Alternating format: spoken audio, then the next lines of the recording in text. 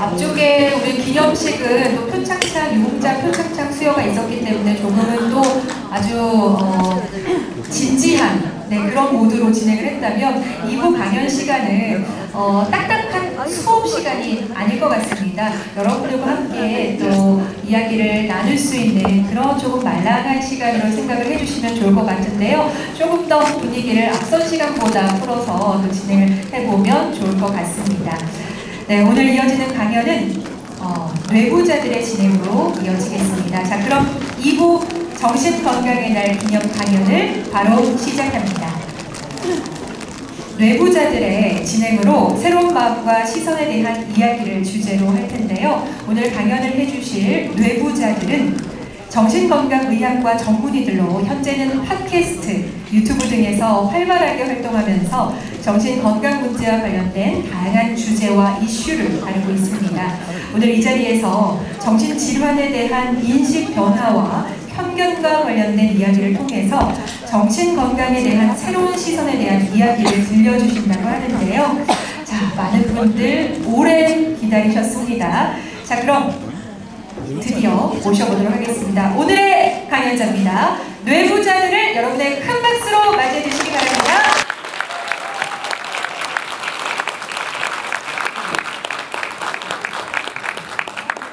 네, 다시 한번 큰 박수 보내주세요. 항상 또 이렇게 우리가 화면 속에 접하는 분들이 이렇게 실제로 가까이 뵙자 하니 정말 연예인 보는 것 같고요. 의사 선생님들이신데 너무나 또 인기가 많으시다고 합니다. 오늘 정신질환에 대한 새로운 이야기를 시야를 또 넓혀 주실 분들이실 텐데요. 자, 그러면 여러분들 박수도 쳐주셨고요. 바로 우리 뇌부자들 두 분의 강연 진행으로 들어보도록 하겠습니다. 네, 안녕하세요. 예, 사실 먼저 양해를 좀 드리고 싶은 게 저희가 생각보다 좀 긴장을 많이 했습니다. 예, 보통은 좀 편한 분위기로 와서 이렇게 좀 적당히 즐기고 가야겠다 이런 마인드로 오는 경우들이 많은데 저는 강연에 와서 국민의례를 처음 해봤거든요. 그래서 사뭇 좀 진지해지고 긴장이 되더라고요. 네, 저도 말해서 어떻게 얘기해야 되나 긴장을 좀 많이 하고 있었고, 그리고 저도 그렇지만 또 이제 우동 선생님 같은 경우에는 좀 복장을 캐주얼하게 입고 오는 편이거든요. 오늘 웬일로 재킷을 입었더라고요. 참 다행이다라는 생각을 하면서 그래서 좀 이렇게 있었습니다. 하여튼 이런 뜻깊은 자리에 불려줘서 너무너무 감사하고 영광이고요. 사실 많이 알고 있는 내용들이지만 같이 좀 나눠본다라는 생각으로 좀 들어보시면 너무 좋을 것 같습니다. 네, 본격적인 강연에 앞서서 이제 저희 소개 간단히 한번 더 드리고 시작을 하겠습니다. 저희는 이제 사회자 선생님께서 소개해 주신 대로 정신건강의학과 전문의 총 3인으로 구성이 되어 있는 일종의 집단이고요. 그 중에서 오늘 저희 두 사람이 함께하게 되었습니다. 저는 정신건강의학과 전문의 오동훈입니다. 반갑습니다. 네, 저는 뇌부자들 같이 활동하고 있는 정신건강의학과 전문의 허경입니다. 반갑습니다.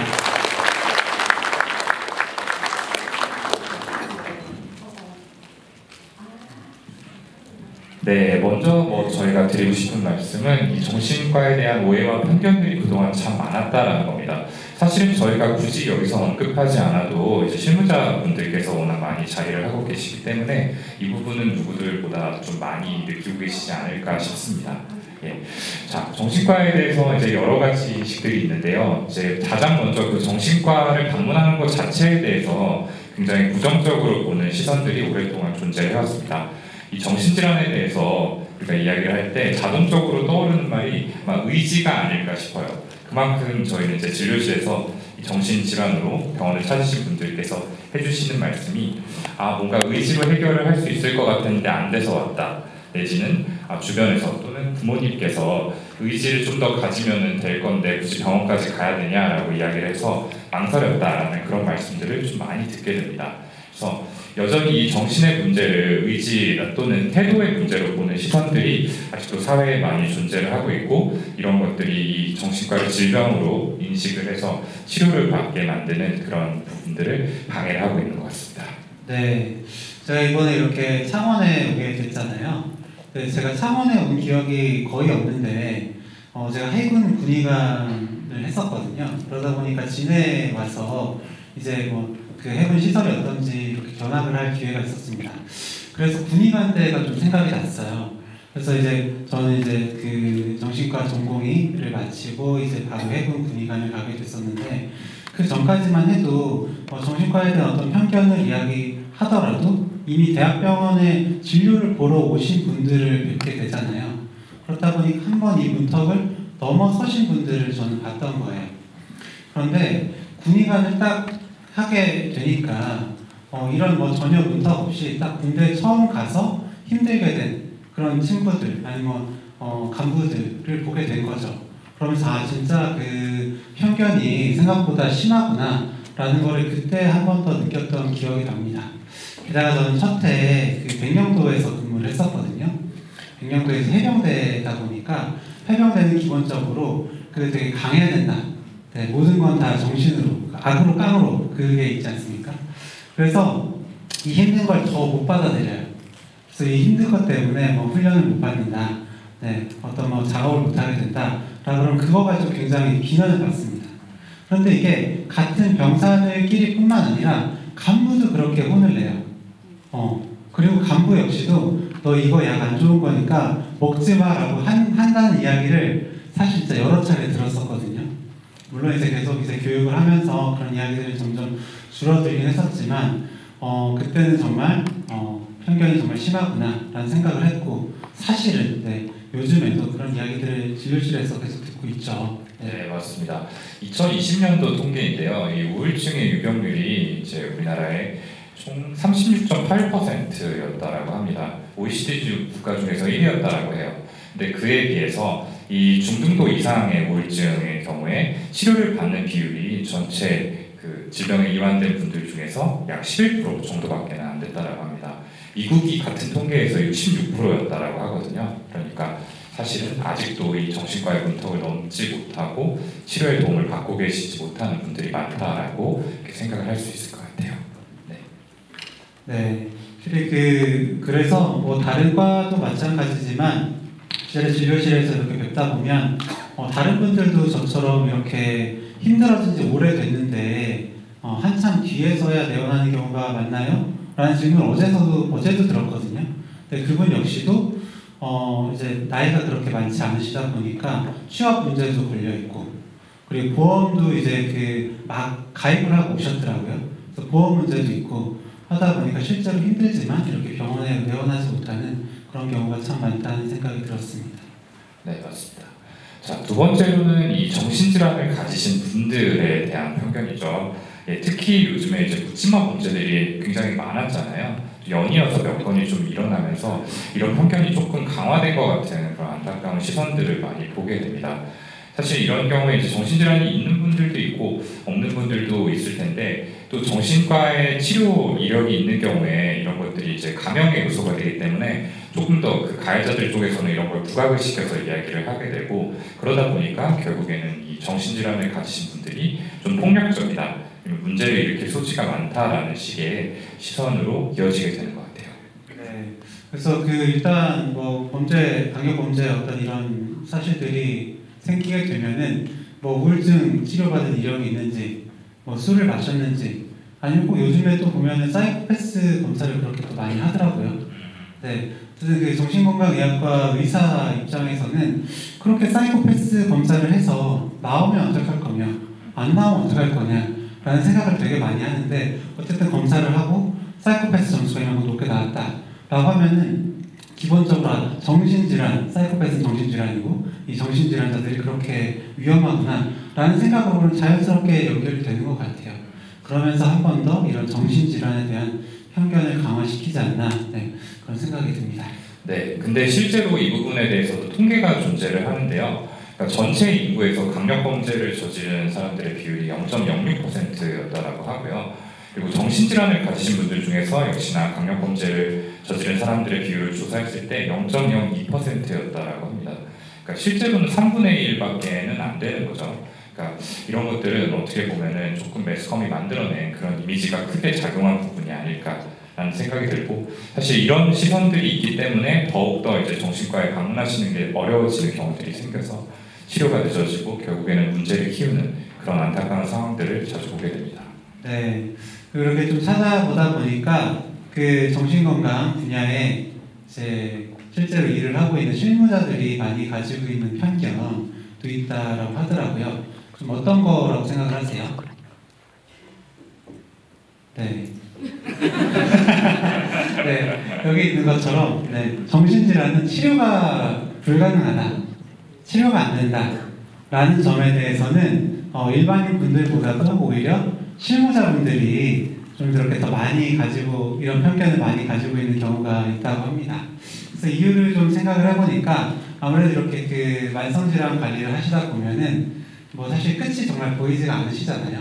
그래서 좀 나아지다 보면 좀 다시 안 좋아지기도 하시고, 저도 그 전공의 때 교수님께서 그 하시던 말씀이 퇴원을 시키는 게 아니라 그냥 잠깐 나갔다가 다시 들어오는 거다, 뭐 그런 말씀 하셨던 기억도 나거든요. 그래서 1년차 때 뵀던 분이 2년차 때 가니까 또 오시고, 3년차 때 가니까 또 계시고, 4년차 때 또 계시고, 이런 분들을 좀 뵙다 보니까 정신질환이 정말로 이거 낫는 건가? 난 정신건강의학과 의사가 어쨌든 그 좀 나아지고 좀 좋아지게 하기 위해서 왔는데 내가 할 수 있는 건 정말로 없구나, 이런 생각을 하면서 좀 무력해졌던 그런 기억도 나요. 맞습니다. 생각해보면 참 대학병원하고 정신건강복지센터가 좀 비슷한 면이 있는 것 같아요. 어쨌든 연계되는 환자분들 자체가 굉장히 좀 만성적이고 중증의 어떤 자조가 좀 어려우신 분들이 많기 때문에 좀 그런 부분에서 좀 낫지 않는다라고 생각이 드실 수 있을 텐데, 저도 대학에 있을 때까지는 정말 그렇게 좀 생각을 했습니다. 근데 밖에 나와 보니까 내가 생각했던 이 정신과 질환의 중증도와 이 어쨌든 전체 질환을 좀 통틀어서 봤을 때 보통 사람들, 이 병원을 찾는 분들이 가지고 계시는 중증도에는 좀 현저한 차이가 있더라고요. 그래서 먼저 이제 근무 환경으로 인해서 이런 편견들을 조금 가지고 계시지는 않은지 한번 이번 기회에 좀 돌아보시면 좋을 것 같아요. 예. 그리고 마지막은 뭐 정신과 약에 대한 편견입니다. 네. 이 부분에 많이 느끼시죠, 평상시에? 네, 실제로 많이 느끼기도 하고요. 네. 저희가 그 팟캐스트나 유튜브 이렇게 콘텐츠를 만들면 만들었을 때 항상 그 조회수를 보장하는 그런 킬러 콘텐츠들이 몇 개 있는데, 그 중에 하나가 약 관련한 부분입니다. 그래서 항불안제, 뭐 항우울제, 뭐 수면제나 뭐 어쨌든 약을 관련한 이런 이야기들을 하면 굉장히 관심이 많으세요. 그거는 이제 뭐 진료를 받으면서 궁금하셔서 보시기도 하지만 어쨌든 정신과 약에 대한 그런 어떤 분노를 표현하기 위해서 들어오시고 댓글도 남기시고 하는 분들이 참 많은 것 같습니다. 그래서 저희가 그런 주제로 콘텐츠를 하기도 했는데, 정신과에 너네는 먹어보고 이런 얘기 하는 거냐? 라는 걸로 했었거든요. 근데 이제 저희 멤버들, 저도 그렇고 어쨌든 그 정신건강의학과에서 주로 쓰는 약들을 실제로 복용을 해보기도 했거든요. 그런데 그런 이야기들을 했음에도 불구하고 이렇게 공격을 하거나 내 주위에 누굴 봤더니 뭐 사람 이제 다시 병신 만들어놨더라, 라는 그런 근거들을 대면서 다시 한번 이게 편견이 정말 심하구나 라는 걸 봤던, 좀 지금도 계속 댓글이 달리고 있습니다. 네, 맞습니다. 이유를 생각해 보면은 아까 이제 처음에 말씀드렸던 그 의지라는 부분과 좀 연관이 되는 것 같아요. 그러니까 뭔가 이 멘탈이라는 거는 내가 내 의지로 다 잡아야 되고 내가 컨트롤권을 놓으면 안 된다는 건데, 뭔가 약에 의해서 치료를 받는다는 것 자체가 이 멘탈의 컨트롤권을 약에게 넘겨주는 것 같은 그런 느낌들을 많이 받으시는 것 같거든요. 그렇기 때문에 유독 조금 반감이 더 크시고, 뭐 작은 변화가 생겨도 이거 큰 문제가 되는 거 아닌가? 내가 이거 먹어도 되나? 라는 식의 조금 두려움으로 쉽게 이어지는 것 같아요. 맞습니다. 네. 그래서 그럴 때 저는 술이나 커피 드시는지를 여쭤봐요. 네, 그럼 대부분 다 술이나 커피 드시거든요. 근데 그 단기적인 어떤 효과? 좀 드라마틱하게 바꾸는 걸로 봤을 때 술만큼 사람을 바꾸는 그런 정신건강의학과 약물이 있나? 라는 생각이 들고요. 사실 카페인도 마찬가지죠. 맞습니다. 그러니까 그런 거는 이제 잘 드시면서 정신건강의학과에서 쓰는 약에 대해서는 이렇게 이건 문제다, 치매를 만든다라고 하시는 건 좀 문제가 있지 않나, 그런 생각이 좀 드네요. 맞아요. 저희가 그런 콘텐츠를 다룬 적도 있었습니다. 이 중독성에 대해서 실제로 좀 논문들을 찾아본 적이 있었는데, 사실 생각하시는 것과 다르게 정신과에서 사용되는 대부분의 약들이 의존성이 없어요. 이렇게 내성이 생기거나 오래 드신다고 해서 끊기 어렵거나 한 약들이 아니고, 있다라고 하더라도 그 의존성의 정도가 그렇게 크지는 않거든요. 방금 말씀해주신 카페인보다는 대부분 좀 작습니다. 근데 커피 마시는 거는 두려워하지 않으면서 약에 대해서는 굉장히 좀 두려워하신다는 것 자체가 큰 편견이 작용한 부분이 아닐까, 그런 생각이 들어요. 그러게요. 확실히 그 걱정이 많으시다 보니까 기본적으로 걱정이 많고 불안이 많고, 그래서 힘들어서 병원에 오시는 분들께서는 또 약에 대해서 또 찾아보시고 걱정이 되시는 것 같아요. 그래서 그 방금 유튜브 댓글 달린 거 보면은 저희가 정신과 약물의 부작용에 대해서 설명한 그런 컨텐츠가 있거든요. 근데 거기에 달린 댓글이 그냥 모르고 먹으면 되는데 니네가 알려줘서 더 불안해졌다. 네, 그래서 더 못 먹겠다. 네, 그런 댓글도 있었거든요. 네네, 막 저희에게 너는 전문의도 아니다라고 하면서 격하게 좀 비난을 하셨는데, 이것 또한 어떻게 보면 편견에서 좀 비롯된 것 같아요. 사실 약이라는 게 당연히 효과가 있으면 부작용도 있잖아요. 그런 것들이 뭐 모든 약들이 있다라는 거를 아마 여기 계신 모든 분들 알고 계실 텐데, 유독 이제 정신과 약의 부작용에 대해서 또 크게 반응하시는 것 자체가 편견이 작용한 결과가 아닌가라고 생각을 합니다.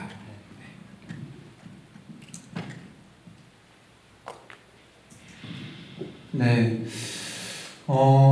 그래서 이제 저희가 처음 이런 정신건강에 대한 오해나 편견을 좀 줄여보고 이 정신과 낙인에 대한 문제를 좀 해결하는 데 도움이 됐으면 하는 마음으로 저희가 이제 팟캐스트를 시작을 했습니다. 2017년도로 기억을 하는데요.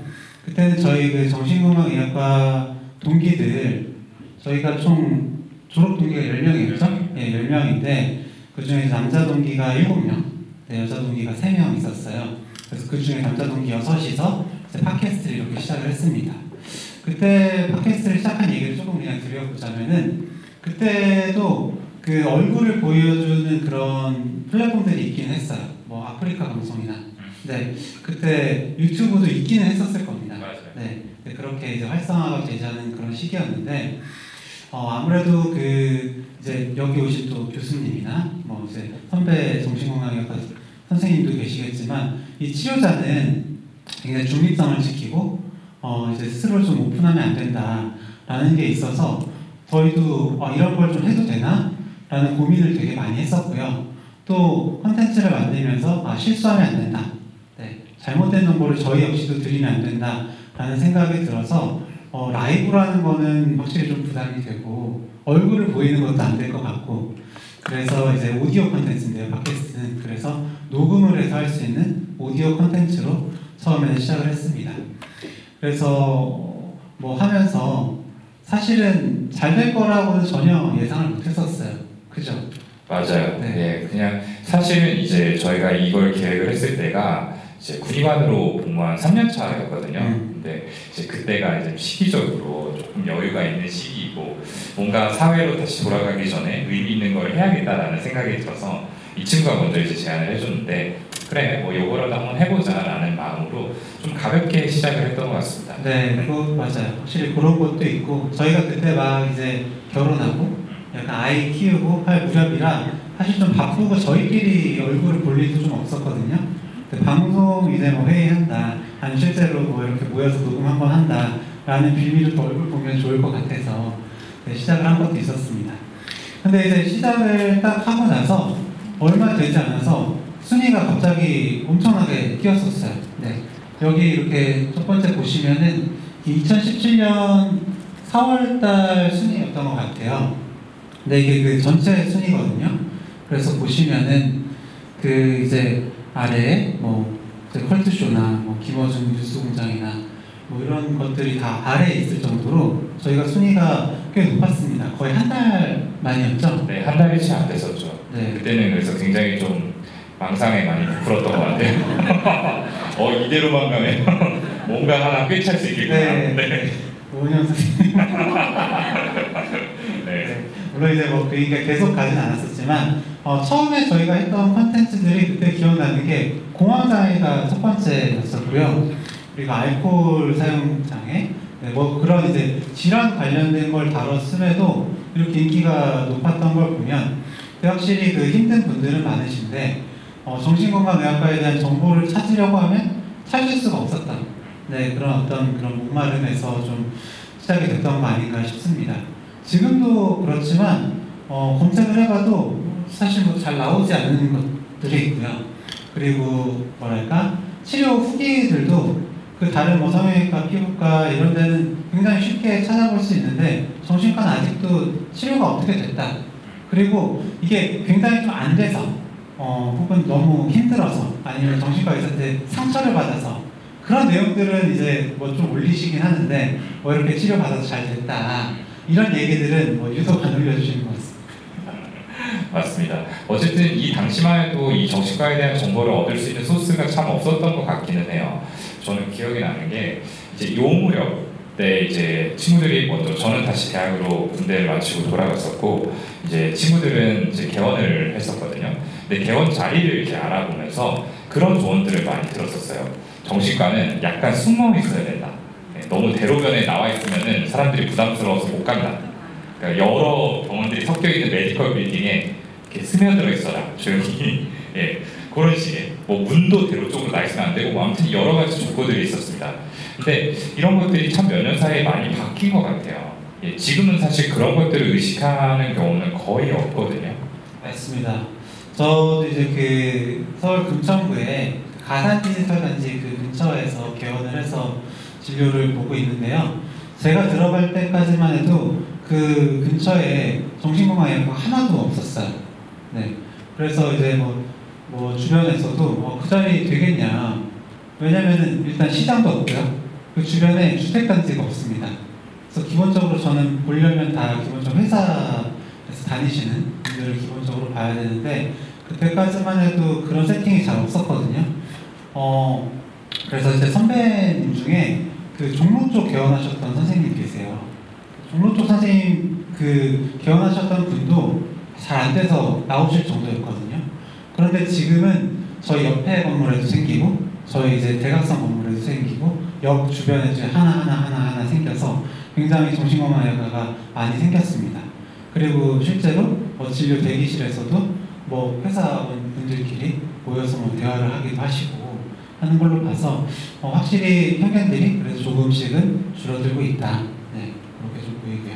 맞아요. 예전에 비하면 정말 많이 낮아졌습니다. 그 동료분들을 직접 소개해가지고 데리고 오시는 경우들도 이제는 꽤 많아요. 저도 그렇고 경영 선생님도 그렇고 회사원분들이 많은 지역에서 이제 개원을 해가지고 일을 하고 있는데 또 이런 사실들을 회사에 오픈을 하고 지원을 받는 그런 분들도 많이 계시더라고요.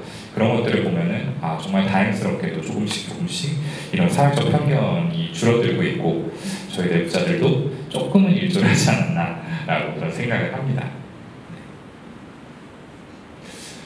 네. 근데 그럼에도 불구하고 이렇게 사회적인 관심도 올라가고 편견도 좀 줄어들었음에도 불구하고 사회적인 어떤 지원의 수준은 여전히 많이 비비한 것 같습니다. 이건 제가 설문조사에서 발췌를 해온 건데요. 2020년경에 이루어진 설문조사로 기억을 합니다. 그래서 이런 어떤 사회적인 인프라 그리고 사회적인 차원에서의 정신과에 대한 지원의 수준이 어땠는지를 대상자분들을 통해서 여쭤봤을 때 이런 식의 답변이 나왔거든요. 지금 회색으로 표시된 이 부분들이 전체적으로 매우 부족하다 또는 부족하다라는 응답을 하신 분들의 비율을 나타낸 겁니다. 골고루 항목별로 편차 없이 한 80에서 85% 정도 되는 분들이 좀 부족하다라고 얘기하시는 경우들이 많았어요. 예, 정신건강검진 같은 경우는 저희도 항상 좀 필요하다라고 이야기를 많이 드리고 있는데 아마 학교에서 이루어지는 것 이상으로는 유의미한 어떤 대규모의 정신건강검진은 아직까지도 충분히 있는 것 같지는 않습니다. 그리고 뭐 치료나 특히 이제 정신건강을 이제 전문적으로 좀 다룰 수 있는 인력풀 자체가 아직까지도 좀 많이 부족하기 때문에 이런 부분에 있어서 좀 소외되고 지원을 충분히 받지 못하는 분들도 분명히 많이 존재하는 것 같고요. 네, 실제로 힘든 분들은 이게 선행한 결과인지 아니면 힘들어지다 보니까 그렇게 되신 건지는 모르지만 결국에는 경제적으로도 힘들고 사회적 약자가 되는 경우가 되게 많잖아요. 그래서 이렇게 힘든 상태에서는 그 스스로의 목소리를 내기도 참 너무 어려우신 것 같아요. 그러다 보니까 어쨌든 이 필요성은 느끼지만 더 빠르게 변화하기는 어렵지 않나 그런 생각을 좀 해봅니다. 네, 뭐 조심스러운 얘기지만 아무래도 뭐 그런 정신논리도 좀 작용을 하지 않을까 싶어요. 그러니까 말씀하신 대로 정신질환을 가지신 분들은 아무래도 사회경제적 상태 자체가 그렇게 좋지 않은 경우들이 많잖아요. 아마 여기 계신 실무자분들이 누구보다 잘 알고 계실 거라고 생각을 합니다. 근데 이런 분들에 대한 지원이 사실은 조금 더 많이 이루어져야 되는 부분들이 있는데 이분들이 어떻게 본인의 의견을 내거나 목소리를 내거나 하기에는 그럴 기회 자체가 많이 없고 집단이 이렇게 조직화되어 있는 부분들도 좀 부족하다 보니까 자꾸만 좀 후순위로 밀리고 좀 소외가 되는 거 아닌가 그런 생각도 들었습니다. 네, 그러다 보니까 이제 이런 상황들이 생기는 것 같아요. 예, 이렇게 좀 서포트 자체가 없다 보니까 이제 기존에 있는 자원들만 계속 굴려가지고 어떻게 지금 메꿔보려고 하는 거죠. 사실은 이제 메워야 될 축은 굉장히 넓은데 이거를 그냥 몇 사람의 힘으로 메꾸고 있는 그런 상황들이 아닐까 싶은데요. 그러니까 아마 여기 계시는 분들이 누구보다 잘 느끼고 계시지 않을까 싶습니다. 네, 이거는 제가 논문에서 가져온 결과입니다. 정신건강복지센터에 근무하시는 분들을 대상으로 이제 어떤 정신건강에 대한 전문적인 조사를 한 결과예요. 그래서 왼쪽 표부터 보시면은 이제 연차별로 좀 내가 소진되었다라고 느끼는 정도가 과연 높은지, 중간 정도인지, 낮은지를 조사를 했습니다. 네. 그래서 보시면은 아시겠지만 근속 연수에 관계없이 네.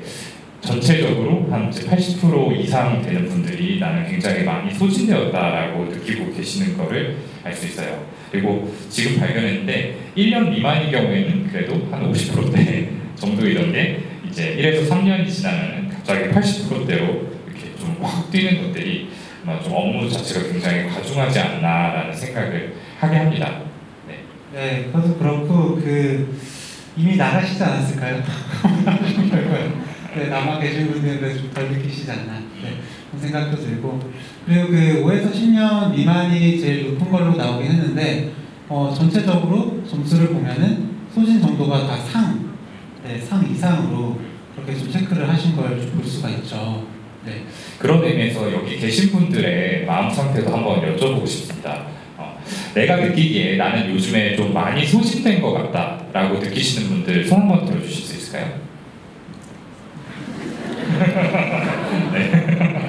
근데 보통 여기를 보면은 난 소진되지 않았다고 했을 때 생기가 쉬울 것 같아요. 아, 그렇죠, 그렇죠. 네, 아마 이제 주변의 시선을 조금씩 의식을 하면서 손을 들지 못하고 계시는 분들도 계시는 것 같은데 아마 많이들 좀 지쳐 계실 거라고 생각을 합니다. 예. 그리고 이제 오른쪽 표는 이 정신건강복지센터에서 근무하시는 이제 전문 종사자분들께서 어떤 부분에서 좀 스트레스를 많이 느끼는지를 조사를 한 겁니다. 이 중에서 좀 제일 다수를 차지하는 거는 아무래도 이제 예기치 않게 발생하는 환자의 안전사고에 대한 두려움인 것 같아요. 네, 아무래도 이제 좀 만성질환자분들 그리고 리스크가 크신 분들을 전문적으로 관리를 하시다 보니까 이런 이제 예상치 못한 어떤 좀 안타까운 그런 결과들을 좀 받아들이게 되는 그런 결과가 많이 있지 않을까 싶네요. 맞습니다. 그리고 확실히 행정적인 부분에서도 좀 스트레스를 많이 받으실 수밖에 없을 것 같아요. 이건 사실 또 하라고 하면은 거부하기가 어렵잖아요.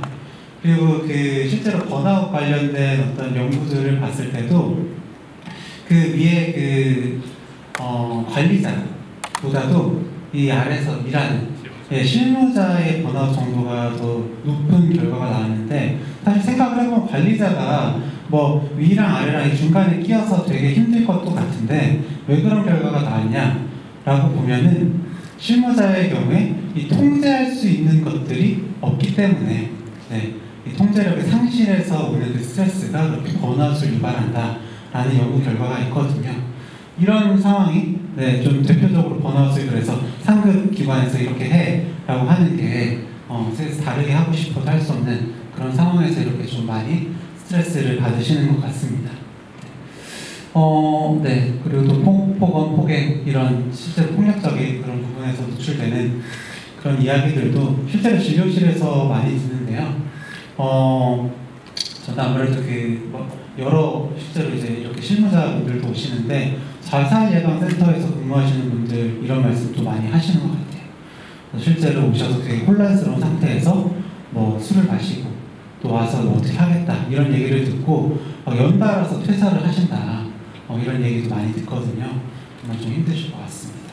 맞습니다. 사실은 이제 저희도 이런 부분들에서 스트레스를 받는 경우들이 있거든요. 환자분들이 이제 감정 조절하기 어려워서 뭐 화를 내시는 경우들도 있고, 또 아래쪽에 적혀 있는 것처럼 보호자분들께서도 굉장히 예민하신 분들이 많이 있어요. 그래서 그런 것들을 이제 저희한테 좀 쏟아 부으시는 경우들도 간간히 접하게 되는데, 저희는 그래도 어떤 병원이라는 공간에서 만나기 때문에 그나마 조금 보호받을 수 있다라고 생각을 하거든요.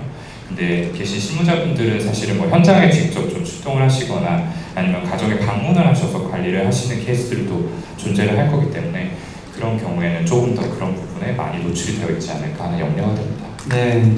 그리고 또 주로 힘든 부분이 있으세요? 실무자로서? 저도 역시 실무자인데요. 저는 아무래도 이제 첫 번째, 그 안전사고에 대한 두려움이 굉장히 좀 큰 것 같아요. 저는 사실 이제 그러니까 전문의가 되기 전까지는 이제 환자분께서 직접적으로 자살을 하는 케이스를 겪지는 못했거든요. 근데 개원을 하고 나서는 한 3케이스 정도가 있었습니다. 근데 이게 생각보다 굉장히 좀 멘탈에 데미지를 많이 주더라고요. 특히 이제 마지막으로 이제 사고가 있었던 건, 저 같은 경우는 이제 소아정신과 의사라서 아이들을 보게 되는데, 중학교 1학년 학생이 저랑 한 1년 정도 치료를 하던 중에 투신을 해가지고 자살을 하게 되는 그런 일이 있었어요. 그래서 그때는 정말 조금 어떻게 해야 되지? 내가 뭘 잘못한 걸까?부터 시작을 해가지고 굉장히 여러 가지 마음이 들더라고요. 그래서 지금도 좀 마음의 짐으로 남아있는 것 같습니다. 네, 확실히 저도 그런 부분이 힘들고, 여기서 보면 그 나아지지 않는 어떤 이용자의 증상, 호전되지 않는 이용자의 증상이 힘들다라고 하셨는데, 저도 그런 부분이 확실히 힘든 것 같아요. 그리고 이런 케이스는 또 너무 많다 보니까 좀 더 지치는 것 같습니다. 그나마 저도 이제 전공의 시절 끝나고 개원하고 이제 연차가 조금 쌓이면서 제가 할 수 없는 부분이 분명히 있구나라는 생각을 하면서 조금씩 받아들이고는 있는데, 아무래도 실무를 이제 처음 하시고 그렇게 오래 안 되신 열정 넘치시는 실무자분들이실수록 좀 이런 부분들이 더 힘드시지 않을까 생각이 들었고요. 그리고 저는 이제 개인적으로 물론 가장 힘든 건 이제 환자분들 잃었을 테지만, 두 번째로 힘들었던 거는 민원이었던 것 같아요. 네. 그래서 민원은 이게 자주 접할 수 있는 상황은 아니다 보니까 정말 어떻게 해야 되지? 좀 패닉이 왔었고, 그리고 이제 민원도 여러 군데에 넣으시더라고요. 여기도 넣으시고 저기도 넣으시고 해서 여기에 연락 왔는데 또 한 번 설명해야 돼, 또 한 번 설명해야 돼. 이게 진료보험성 중간중간 하다 보니까 그때 좀 너무 힘들어서, 저 이제 동기 형이랑 같이 개원을 해서 있는데, 그 형한테 상담을 좀 많이 하기도 했었고, 그리고 그분한테 전화가 왔다라고 하면은 어쨌든 전화를 받아야 되는데, 막 전화 통화를 하면서도 막 손이 떨려서 진짜 공황장애 거의 증상 겪었던 그런 기억이 좀 납니다. 네, 아무래도 이제 공공기관에서 근무를 하시다 보면 훨씬 더 그런 것들에 많이 좀 노출이 되지 않을까라는 생각도 드네요. 네. 자, 그래서 이제 저희가 좀 본격적으로 이야기를 드리고 싶은 부분들에 대해서 말씀드려볼까 합니다. 이제 스트레스에 노출이 되어 계시는데 어떻게 하면 좀 마음을 지킬 수 있을까? 사실 스트레스 자체를 제거하는 게 1번이겠지만 그럴 수는 없잖아요. 네, 다들 퇴사를 또 한 번쯤 생각하셨겠지만 이 마음처럼 쉬운 건 아니니까, 지금의 상황에서 지금의 자리를 지키면서 어떤 좀 마음가짐을 가지면은 내가 좀 더 마음을 지킬 수 있을까라는 부분에 대해서 말씀드려보도록 하겠습니다. 네, 첫 번째는 이제 마음챙김이라는 요소입니다. 이 마음챙김 혹시 좀 들어보셨다 하시는 분들 계실까요? 네, 어떤 분들은 좀 계시고, 어떤 분들은 좀 처음 접하는 개념일 것 같습니다. 이 마음챙김을 말씀드리기에 앞서서 이제 자동 조종 상태라는 거에 대해서 먼저 말씀드려보려고 해요. 우리 마음은 사실 내가 어떤 의식적으로 주의를 기울이지 않으면은 나도 모르는 사이에 여러 가지 생각들을 하게 되거든요. 이런 상태를 자동 조종 상태라고 합니다. 아마 그런 경험들이 있으실 텐데요. 운전 이렇게 쭉 뻗은 길을 이렇게 운전하다가 내가 뭔가 이렇게 생각을 하다 보면은 어느새 나도 모르는 사이에 내가 빠져야 될 길을 지나치거나 아니면 몇 킬로 이상을 가버린 그런 경험들을 하신 적 있으실 거예요. 이렇게 나는 분명히 지금 운전이라는 걸 하고 있고 앞에 보이는 이 풍경에 주시를 하고 있어야 되는데 머릿속으로는 전혀 다른 생각들을 하고 있었고 이거를 인지하지도 못하는 사이에 좀 흘려보낸 이런 상태를 이제 자동 조종 상태다라고 하는 거죠. 그래서 이렇게 자동 조종 상태에 우리가 놓여 있게 되다 보면은 우리의 마음은 필연적으로 과거나 미래에 가 있게 됩니다. 우리의 생각을 좀 빼앗아가는 것들은 과거에 일어난 사건이거나 아니면 미래에 찾아오지 않은 어떤 걱정인 경우들이 많기 때문이죠. 여기에는 이제 부정편향이라고 하는 어떤 개념이 작용을 합니다. 부정편향이라는 것은 우리 뇌 자체가 긍정적인 신호보다는 좀 부정적인 신호를 더 크고 강하게 받아들인다라는 그런 의미입니다. 네, 요거는 사실은 좀 진화적으로 생각을 해볼 수 있는데요. 우리 인류가 예전에는 굉장히 좀 위험한 상황에 노출이 되어 있었잖아요. 지금이야 이렇게 건물 안에서 따뜻하게 먹고 자고 할 수 있지만 예전에는 동굴 같은 데 살면서 습업 생활을 하지 않았습니까? 근데 이런 동물들이 뭐 우리의 사냥의 대상이 될 수 있지만 우리의 어떤 생존을 위협하는 그런 대상이기도 하잖아요. 이때는 뭔가 어떤 작은 소리, 뭐 발자국 소리라든지 울음소리라든지 이런 것들을 캐치를 하고 기민하게 반응을 해야만 우리가 생존을 할 수 있었습니다. 그렇기 때문에 더 생존에 유리한 쪽으로 진화가 이루어져 온 거죠. 그래서 조금 더 나의 마음을 안정시키는 신호보다는 나를 조금 더 각성시키고 경계하도록 만드는 신호에 뇌가 관심을 기울이도록 우리 뇌는 점차적으로 진행이 되어 온 겁니다. 그런데 이런 것들이 이제 현대인의 정신건강에는 굉장히 악영향을 미칠 수밖에 없죠. 우리는 더 이상 그렇게 생존을 위협받는 상황은 아닌데 그럼에도 불구하고 뇌는 부정적인 신호에 이렇게 민감하게 반응을 하게 되니까요. 그래서 결론적으로 드리고 싶은 말씀은 우리가 자동 조종 상태, 내가 무슨 생각을 하고 있는지를 알아차리지 않고 그냥 멍하게 있는 상태에 있다 보면은 우리의 생각은 내가 과거에 저질렀던 실수 같은 것들 또는 미래에 찾아오지 않을 어떤 일에 대한 걱정, 불안 이런 것들을 끊임없이 반추하게 된다는 겁니다. 그래서 아마 다들 그런 경험들이 있으실 거예요. 퇴근하고 나서도 내가 이 일 제대로 처리한 건가? 이거 잘못된 것 같은데 라는 생각을 하느라고 저녁 시간을 날려버리거나 아니면 내일 회의 때 뭔가 내가 뭐 발표를 해야 된다라고 했을 때 준비를 잘 못한 것 같다라는 생각 때문에 불안해하면서 이런 시간을 보낸 경험들이 있으실 겁니다. 네, 이런 상태에서 벗어나자라는 것들이 바로 마음챙김이라는 개념이거든요. 이 마음챙김은 이 자동 조종 상태에서 벗어나서 최대한 내가 의도를 가지고 현재에 머무르자. 과거도 아니고 미래도 아니고 현재에 최대한 머무르자라는 어떤 삶의 태도를 의미를 합니다. 조금 어려운 말로는 의도를 갖고 현재에 머무르면서 그 자체를 수용하자라는 건데요. 그러니까 내 마음 상태에 대해서 내가 끊임없이 관심을 기울이되 내가 무슨 생각을 하고 있는지에서는 판단하지 말고 흘려보내고 최대한 내가 뭔가 과거나 미래의 생각들을 하게 됐다는 걸 깨달으면은 그 주의의 초점을 현재로 가져오자라는 그런 의미입니다.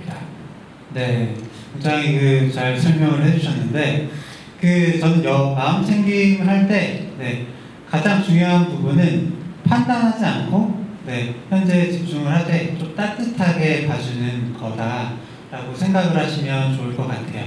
그래서 이렇게 생각이 미래로 갔잖아요.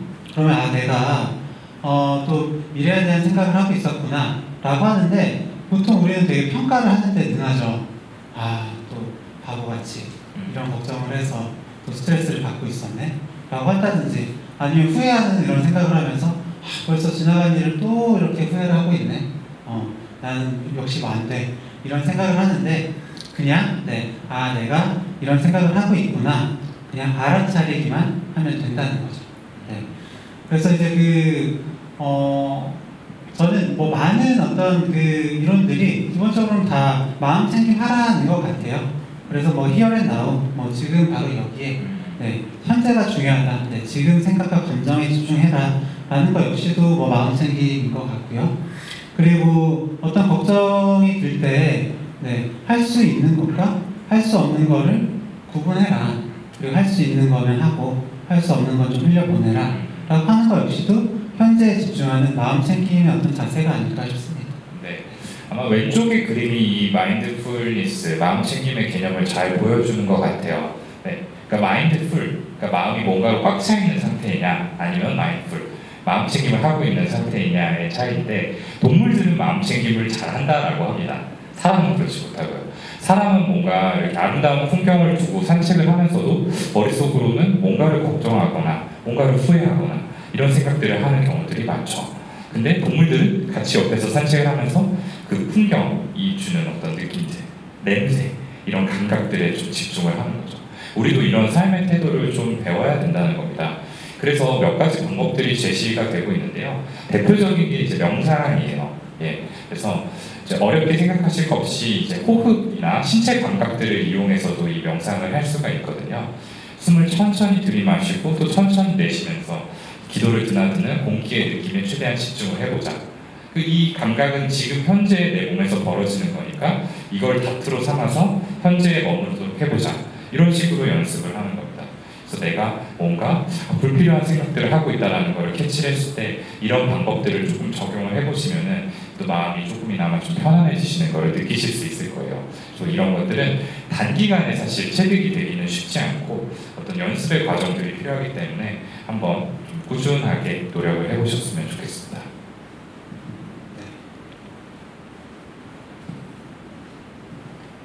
네, 다음은 앞머리를 스스로 깎고 있는 기안84님 모습인데, 이거를 넣은 거는 저는 이제 실무자분들이 하시다 보니까 중이 제 머리 못 깎는다라는 짤을 검색하다가 제 머리를 깎고 있는 짤을 보게 됐어요. 네, 참 보면은 오늘 이렇게 정신건강 관리하는 어떤 멘탈 관리하는 방법들을 아마 대부분 사실 잘 알고 계시죠. 네. 그리고 저도 이제 진료실에서 뭐 말씀을 드리는데, 예를 들어서 이런 거에 마음 챙김이라든지 칭찬일기 많이 써보세요 라고 하는데, 저는 많이 쓰느냐 라고 하면은 네, 안 쓰시죠. 네, 정말 안 쓰게 되거든요. 네. 운동도 마찬가지죠. 뭐 저도 지난 이제 밤에 누워서 이제 운동 막 하고, 네, 이렇게 하면 열량 태울 수 있다 라는 영상을 보고, 그래 저렇게 하면 되지 라고 하면서 이제 하지는 않았는데, 실무자분들도 좀 그런 상황이지 않으실까 싶습니다. 네, 기본적으로 알고는 계시지만 실행은 어렵고, 네, 실행은 안 되다 보니까 정신건강에 나는 이제 종사를 하고 있는데 내 멘탈 관리 이렇게 못해서 되나? 이것도 못하면서 어떤 이제 대상자분들을, 이용자분들을 관리한다고 할 수가 있나? 이런 생각들을 좀 많이 하시지 않을까 싶어서 이런 짤 넣어봤고요. 그래서 아시지만 실제로 좀 해보셨으면 좋겠다라는 거 좀 하나는요. 그리고 보통은 중이 제 머리를 못 깎는데 기안84가 이렇게 머리를 깎을 수 있는 이유는 뭘까요? 네, 잘하려고 하지 않기 때문이겠죠. 네, 잘해야 된다는 생각이 있는 사람이면 절대로 이렇게 못할 거예요. 네, 지금만 봐도 정말 그냥 손질 가는 대로 대충대충 하고 있거든요. 네, 어떤 멘탈 관리, 나의 멘탈을 관리하든 아니면 다른 사람들을 도와주든 결국에 좀 덜 지치고 좀 오래 가시려면 좀 대충대충 하려는 마음이 좀 필요하지 않나 싶습니다. 물론 열심히 하고 잘하려는 마음 가지시는 게 잘못됐다고 생각을 하지는 않습니다만, 이런 마음이 있어야 그래도 내 머리도 좀 스스로 깎고 좀 관리도 좀 하고, 그리고 좀 힘이 빠져야 결국에는 칭찬 일기를 쓰든 명상을 하든 한 번씩 더 시작하기가 정말 좀 쉬운 것 같거든요. 각 잡고 제대로 해야지 라고 하면은 가족들이 없을 때 혼자만 조용한 공간에서 이런 게 확보가 돼야지만 나는 명상을 할 수 있어 라고 생각을 하기가 쉽고, 그럼 실제로 하기가 너무 어렵잖아요. 근데 사실 이제 소음이 날 때 할 수 있는 소리를 내면서 할 수 있는 명상도 있고, 사실 집중을 충분히 하지 않더라도 내가 이렇게 마음이 계속 다른 데로 흘러가는구나 라는 걸 알아차리는 것도 사실 명상의 어떤 훌륭한 어떤 연습 방법 중에 하나이기 때문에 조금 힘 빼고 하시면 좋겠다 라는 점에서 좀 넣어봤어요. 힘 빼는 거는 정말 중요한 것 같아요. 저희가 이제 방송 아까 2017년부터 시작을 했다고 말씀을 드렸는데, 그 초창기 팟캐스트들은 모든 대본을 다 썼어요. 정말 토시 하나까지 안 빼놓고 다 썼거든요. 그래서 뭐 A4로 막 5장, 6장 이렇게 넘어가는 풀대본을 가지고 저희가 그 방송을 녹음을 했었습니다. 근데 지금은 진짜 차마 부끄러워서 못 들어요. 그걸 예, 지나치게 좀 로봇 같거든요. 그때 보면은 예, 농담까지도 계획된 대로 하다 보니까 굉장히 좀 자기적이고 뭔가 웃음소리도 좀 어색하고 예, 그런 부분들이 있습니다. 그래서 이제 이런 것들이 저희가 연차가 조금 쌓이고 저희 긴장도도 좀 풀리고 하니까 아예 좀 느슨하게 준비를 해보자라는 쪽으로 바뀌어서 지금은 이제 유튜브를 저희가 주로 하고 있는데 유튜브는 거의 이렇게 대본 준비를 많이 하지 않고 대략적인 개요만 가지고서 합니다.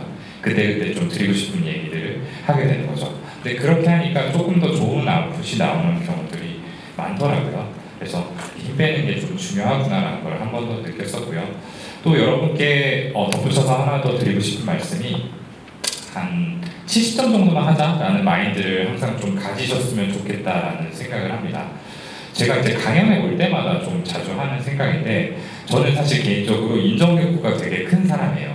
뭔가 사람들이 다 이렇게 저를 좋게 봤으면 좋겠고 잘한다고 해줬으면 좋겠고 이런 마음들이 있다 보니까 굉장히 좀 오기 전에 긴장도 많이 하고 준비도 다른 친구들에 비해서 더 많이 하는 편이었어요. 근데 어느 날 이제 제가 뭐 책에서 본 구절인데 제가 이런 강연이든 발표든 이런 것들을 한다라고 했을 때 내 마음속에서는 그게 100점 또는 0점 이런 식으로 큰 스펙트럼을 가지는 것처럼 느껴지겠지만 실제로 다른 사람들이 보기에는 대충 한 60점에서 80점 정도를 오간다라는 그런 구절을 보게 됐거든요. 그러니까 생각만큼 내가 하는 것들에 대해서 다른 사람들은 크게 관심을 기울이지 않기 때문에 그렇게 세심하게 지켜보지 않을 거고 내가 아무리 좀 뭔가 저렇고 잘 못한다라고 해도 한 60점 정도는 될 거고 반대로 나 진짜 잘했다 너무 완벽했다 갑벽했다라고 느껴도 한 80점 정도밖에 안 된다라는 거예요. 그래서 그 얘기를 들으니까 좀 마음에 미안이 많이 되고 조금은 긴장을 내려놓게 되더라고요. 아마 이 일을 하시는 분들 중에서도 이런 어떤 완벽주의라든지 책임감 때문에 조금 부담을 느끼고 계시는 분들이 분명히 계실 거라고 생각을 합니다. 예, 그분들께는 한 70점 정도만 해도 충분하다. 그 정도면 충분히 잘하는 거다라는 말씀을 드리고 싶어요.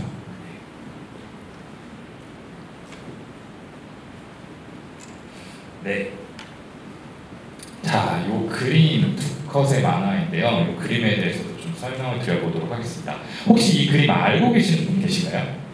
네, 한 분 정도가 계십니다. 네, 네, 그냥 좀 부가적으로 설명을 좀 드려볼게요. 이 그림은 이제 바이든 대통령하고 관련이 있는 그림이거든요. 실제로 지금도 바이든 대통령의 집무실에 이 두 컷의 만화가 액자에 담겨서 걸려있다고 합니다. 이 그림은 이제 바이든 대통령의 아버지가 대통령에게 선물을 한 그림인데요. 젊은 시절에 바이든 대통령이 한창 잘 나가고 있던 그런 시절에 굉장히 좀 비극적인 일을 겪게 돼요. 교통사고가 나면서 아내와 딸이 그 자리에서 사망을 하고 아들 둘이 큰 사고를 당하면서 크게 다치는 그런 일을 겪게 되거든요. 사실 굉장히 좀 절망적인 상황이었을 겁니다. 그래서 이렇게 고통스러워하는 바이든 대통령한테 아버지가 이 그림을 건넸다라고 해요. 자, 이 그림 첫 번째 컷을 보면은 와이니라고 외치고 있죠. 폭풍우를 만난 바이킹입니다. 폭풍우를 만나서 번개까지 맞아서 타고 있던 배가 침몰을 하게 돼요. 그래서 너무나 억울하고 속상한 마음에 하늘에게 외치죠. 왜 저여야만 합니까? 라고 묻습니다. 그러자 하늘이 이제 대답을 합니다. Why not? 네. 왜 안 되냐? 왜 넌 안 되냐? 너한테는 왜 이런 일이 벌어지면 안 되냐? 라는 거예요. 그래서 이 바이든 대통령의 아버지가 이 그림을 통해서 전하고 싶었던 거는 아마도 불행은 누구에게나 일어날 수 있다. 그러니까 거기에 매여내지 말고 일어나라 라는 그런 의미였을 것 같습니다. 근데 이런 부분들을 참 저도 진료실에서 많이 느끼게 됩니다. 이 사람들이 이제 과거의 상처를 좀 힘들어하시는 분들이 굉장히 많아요. 그리고 그런 부분들을 이제 저희가 많이 좀 들어드리고 공감도 해드리고 이런 것들이 이제 저의 역할인데 이제 그런 과정이 어느 정도 지나가고 나면은 두 부류로 나눠집니다. 아, 내가 나한테 왜 이런 일이 생겼을까에 계속해서 좀 매여 계시는 분들이 계시고요. 아, 그러면 어떻게 해서 여기서 좀 벗어날 수 있을까를 고민하시면서 앞으로 나아가시려는 분들이 계세요. 사실 왜 나한테 이런 일이 생겼냐에 계속 좀 그쳐있다 보면은 뭐 누군가한테 책임을 묻거나 아니면 주변에 탓을 하거나 이런 식으로 생각이 계속 돌 수밖에 없죠. 그러면 과거에서 사실 벗어나기가 어려워져요. 근데 이걸 이제 딛고 일어나서 나한테도 이런 일이 일어날 수 있구나, 이건 누구에게나 있을 수 있는 일이구나 라는 것을 받아들이고 내가 어떻게 하면 그러면 다시 앞으로 나갈 수 있을까를 고민을 하셔야 됩니다. 이런 시각으로 보아야지만 어떤 사람들의 위로 같은 것들을 받아들일 수가 있고 나를 스스로 다독여서 내가 다시 한번 앞으로 나아갈 수 있게 되는 거죠. 네. 참 어떤 문제가 생겼을 때 뭐 다른 나라도 그런지 모르겠지만 우리나라에서는 진짜 그 잘잘못을 따지기를 좋아하는 것 같아요. 네. 누구의 잘못으로 이렇게 됐느냐라는 거죠. 네. 그래서 그 뭐 부부 상담이나 커플 상담 할 때도 그런 걸 참 많이 느끼는데 이제 어떤 두 사이에 힘들어지잖아요. 그러면 꼭 하나 누구 잘못을 찾으려고 해요. 네, 그래서 네 잘못이다 하면서 싸우다 보니까 이게 문제가 생기는데 사실 뭐 살면서 많이 느끼셨겠지만 뭐 누구의 잘못이 아닌데도 힘들어지는 경우는 많잖아요. 네, 뭐 어떤 게 있을까요? 뭐 예를 들어서 뭐 한 사람은 추위를 잘 타고 한 사람은 더위를 잘 타요. 네. 그런데 사실 두 사람이 다 만족스러운 그 온도는 찾기가 힘들기 때문에 결국에 한 사람은 춥거나 한 사람은 더워서 힘들 수밖에 없는데 그게 뭐 누구의 잘못으로 생긴 것도 아니고 잘잘못을 따지다 보면은 문제의 본질에서 정말 멀어지게 되는데 조금 뭐 다른 얘기일 수도 있지만 결국에 내가 힘들면 안 되는데 뭘로 인해서 이렇게 힘들게 됐을까라는 걸 계속해서 찾으시다 보면은 더더욱 뭔가 빠져나올 이 힘은 동력은 잃게 되시지 않나 라는 생각이 들어서 좀 말씀을 드려봤습니다. 네, 사실은 그렇게 원인을 찾았다고 해도 바꿀 수 없는 경우들이 많거든요. 이미 지나가 버린 것들을 우리가 시간을 되짚어 올라가서 없는 일로 만들 수는 없는 거잖아요. 사실 그래서 한번 벌어진 일들에 대해서는 이런 일이 나에게 생겼구나 라고 받아들이고 어떻게 하면은 내가 이거를 딛고 일어날 수 있을까, 해결할 수 있을까에 대해서 고민을 하셔야 됩니다. 예. 여러분 그 더글로리 보셨죠? 드라마 다들 여기서 보신 분들 많이 계실 거라고 생각하는데 제가 더글로리에서 제일 좋아하는 대사가 연진이 엄마의 대사예요. 네. 그 연진이가 이제 사건을 일으키고 나서 엄마가 이제 연진이를 다독이면서 얘기했죠. 해결책은 뒤에 없어, 앞에 있지. 그러니까 이미 지나간 일은 지나간 일대로 받아들이고 이제 요거를 어떻게 내가 다룰 것인가에 집중을 하자라는 겁니다. 네, 그래서 이 부분도 기억을 해주시면 좋을 것 같아요. 네. 이거 혹시 그 누군지 아세요? 네, 맞습니다. 여기 작게 써 있는데 쇼펜하우어죠. 네. 그 앞에 이제 그 슬라이드랑 좀 연결되는 내용일 수도 있는데 요즘 그 베스트셀러가 뭐가 있나 보시면 쇼펜하우어 관련된 책들이 여러 권 있어요. 네. 쇼펜하우어 이제 뭐 많이들 아시겠지만 저는 잘 몰라서 이번 기회에 좀 더 잘 알게 됐었는데 쇼펜하우어는 염세주의 철학자죠. 네. 그래서 어느 정도로 염세적이냐면 어쨌든 삶은 고통이다. 네. 그래서 태어나지 않는 것이 최선이고, 네. 태어난다면 빨리 죽는 게 차선이다. 라고 이야기할 정도의 어떤 염세주의 철학자였습니다. 물론 이 그 쇼펜하우어 본인은 굉장히 치열하고 열심히 살았어요. 네. 굉장히 그 작은 어떤 행복이나 재미나 어떤 뭐 관심사들 이런 데 집중하면서 살았던 약간 되게 역설적인 인물이기도 한데요. 일단 저는 이 정도로 그 쇼펜하우어가 요즘에 베스트셀러 순위권에 있는 건 요즘 사람들이 좀 많이 힘드시구나. 네. 라는 걸 좀 처음 느꼈었고, 그리고 책 제목 자체도 그래요. 왜 당신의 삶이 힘들지 않아야 한다고 생각합니까? 네. 앞에 내용이랑 굉장히 비슷하죠. 내 삶은 힘들면 안 돼. 내 삶은 평탄해야 돼. 다른 사람들처럼 나도 행복할 어떤 권리가 있어. 이런 생각들을 하다 보면 그렇지 않은 부분들 때문에 한 번 더 좀 괴로워진다. 그런 이야기를 좀 전하는 것 같은데요. 스트레스를 받았을 때 어떤 푸는 방법에 대해서도 굉장히 좀 염세적이지만 좀 핵심이지 않나? 그런 생각이 듭니다.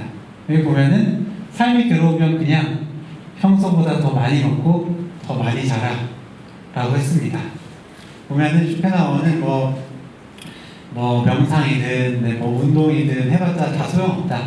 네, 그냥 먹고 다음날 하루를 시작하는 것이 최선이다 라고 했거든요. 그래서 그 말을 다 동의를 하진 않지만 사실 스트레스를 많이 받으면 많이 받을수록 삶이 괴로우면 괴로울수록 뭐 어떤 방법을 해도 안 됩니다. 네, 저도 이제 뭐 힘들 때 이제 그 뇌부자들 같이 하는 동료들한테 이야기를 하기도 하고 뭐 운동을 하기도 하고 하는데 이게 조금 힘들 때는 돼요. 이야기하니까 좀 마음이 편해졌다 라고 하는데 많이 힘들었을 때 그럴 때는 이야기를 해도 그냥 계속 생각나고 좀 스스로를 괴롭히게 되거든요. 그러다 보니까 그냥 많이 먹고 많이 자는 게 좋다 라고 하는 것처럼 스트레스가 심할 때는 뭘 해도 잘 안 된다 라는 거를 조금 기억하고 가시면 좋을 것 같아요. 그래서 그 뇌부자들 활동을 하고 어쨌든 이제 진료실에서도 선생님은 스트레스 받을 때 뭐 하세요? 네, 어떻게 정신과 의사들은 스트레스 푸나요? 라는 질문들을 굉장히 많이 듣습니다. 그래서 저는 뭐 친구들이랑 이야기를 하거나 뭐 술 한잔 하거나 운동해요 라고 하면 정신과 의사들도 뭐 똑같네요. 별거 없네요. 네, 이런 얘기들을 많이 듣게 되는데 맞습니다. 별거 없는데 다만 그걸 할 때 스트레스를 다 풀려고 하지는 않죠.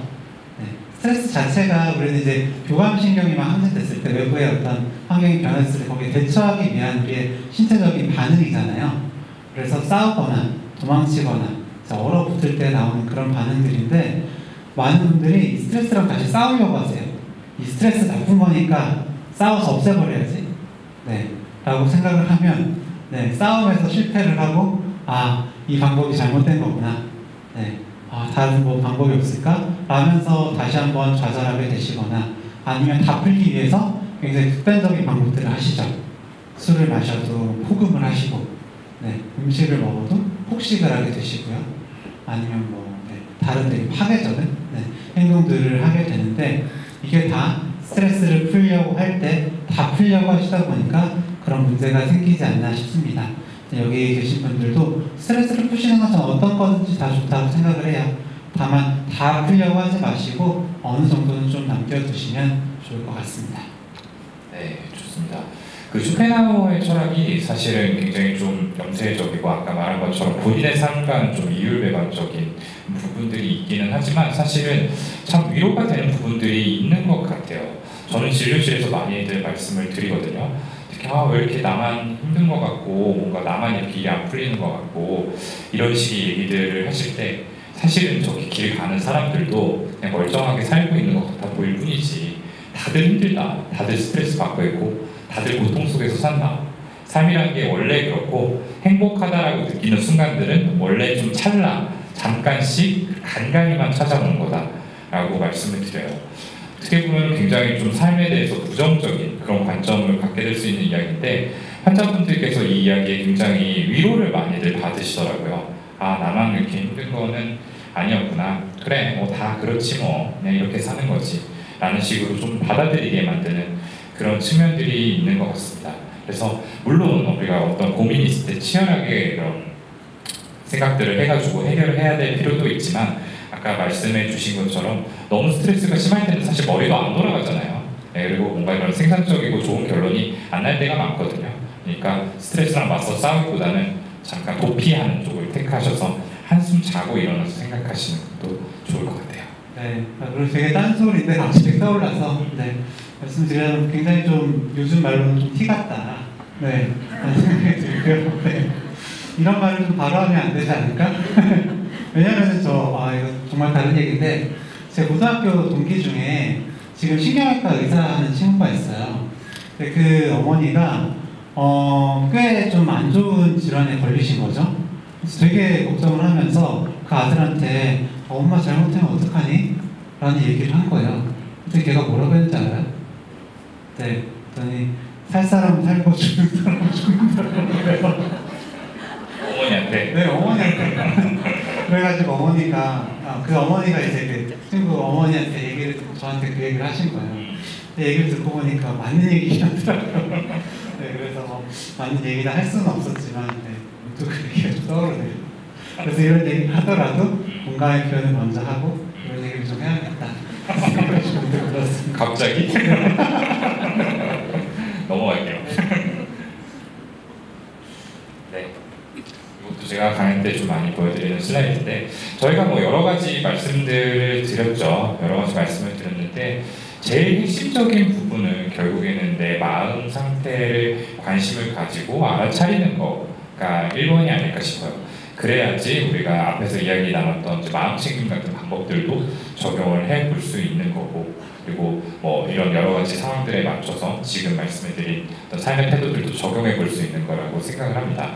그래서 내 마음의 관심을 어떻게 하면 가질 수 있을까에 대해서 이걸 저도 좀 고민을 했어요. 그래서 이걸 어떻게 하면 좀 여러분께 전달을 해드릴 수 있을까 하다가 뭐 좋은 생각이 떠오르지 않을 때는 어쨌든 검색이 최고잖아요. 그래서 구글에 이걸 좀 검색을 해봤습니다. 그래서 제가 나에게 관심 갖는 법이라는 이제 검색어를 쳐보고 싶었어요. 쳐보고 싶었는데 그 전에 이런 이제 연관 검색어들이 쫙 뜨는 거죠. 근데 보면은 다 하나같이 나에게 관심 없는 여자, 나에게 관심 있는 여자, 남자들이 주로 검색을 많이 하나 봐요. 네, 그죠? 나에게 관심 있는 남자, 뭐 없는 여자친구, 나에게 관심 없는 남자 포기, 예. 이런 여러 가지 검색어들이 나오더라고요. 근데 이걸 보면서 제가 느낀 게, 아, 사람들이 생각보다 내 마음이 어떤지에 대해서 관심을 가지기보다는 남의 마음을 궁금해하는구나, 남이 나를 어떻게 생각하는지를 더 많이 신경 쓰는구나라는 그런 생각을 했습니다. 그래서 우리의 지금 마음의 레이더는 어느 쪽을 향해 있는지 이것들을 한번 좀 점검을 해보시면 좋을 것 같고요. 어쨌든 나의 인생에 있어서 제일 중요한 사람은 나니까 나의 마음을 최우선으로 생각을 해야 되고 수시로 들여다봐야 된다라고 생각합니다. 그래서 그 방법에 있어서 제일 좋은 방법이 저는 개인적으로 이제 감정일기가 아닐까라고 생각을 해요. 물론 아까 허경 선생님이 이제 중이 제 머리를 못 감는다라고 얘기를 했을 때 너는 얼마나 쓰고 있느냐라고 물어서 약간 뜨끔하기는 했는데요. 저는 그래도 가끔씩 씁니다. 네. 이 감정일기라는 거 어렵게 생각하실 필요 없고 그냥 하루 있었던 일 중에서 한 가지 사건을 정해서 거기에 대해서 적어보는 거예요. 다만 그 사건을 그냥 줄줄이 적는 게 아니라 그 사건과 관련된 어떤 생각, 그리고 그 생각의 결과로 파생된 감정, 그리고 그 감정에 따라서 나는 어떻게 반응을 했는지 이런 것들을 나눠서 한번 적어보는 겁니다. 그래서 이런 것들을 제가 직접 써봤는데 저는 이제 아이를 이제 재우려고 하는 상황에서 제가 화가 났던 어떤 일화를 가지고서 감정일기를 썼었어요. 근데 여러분들이 이제 아셔야 될 게 우리는 사건 자체가 어떤 특정한 감정을 불러일으킨다라고 생각하기가 쉽죠.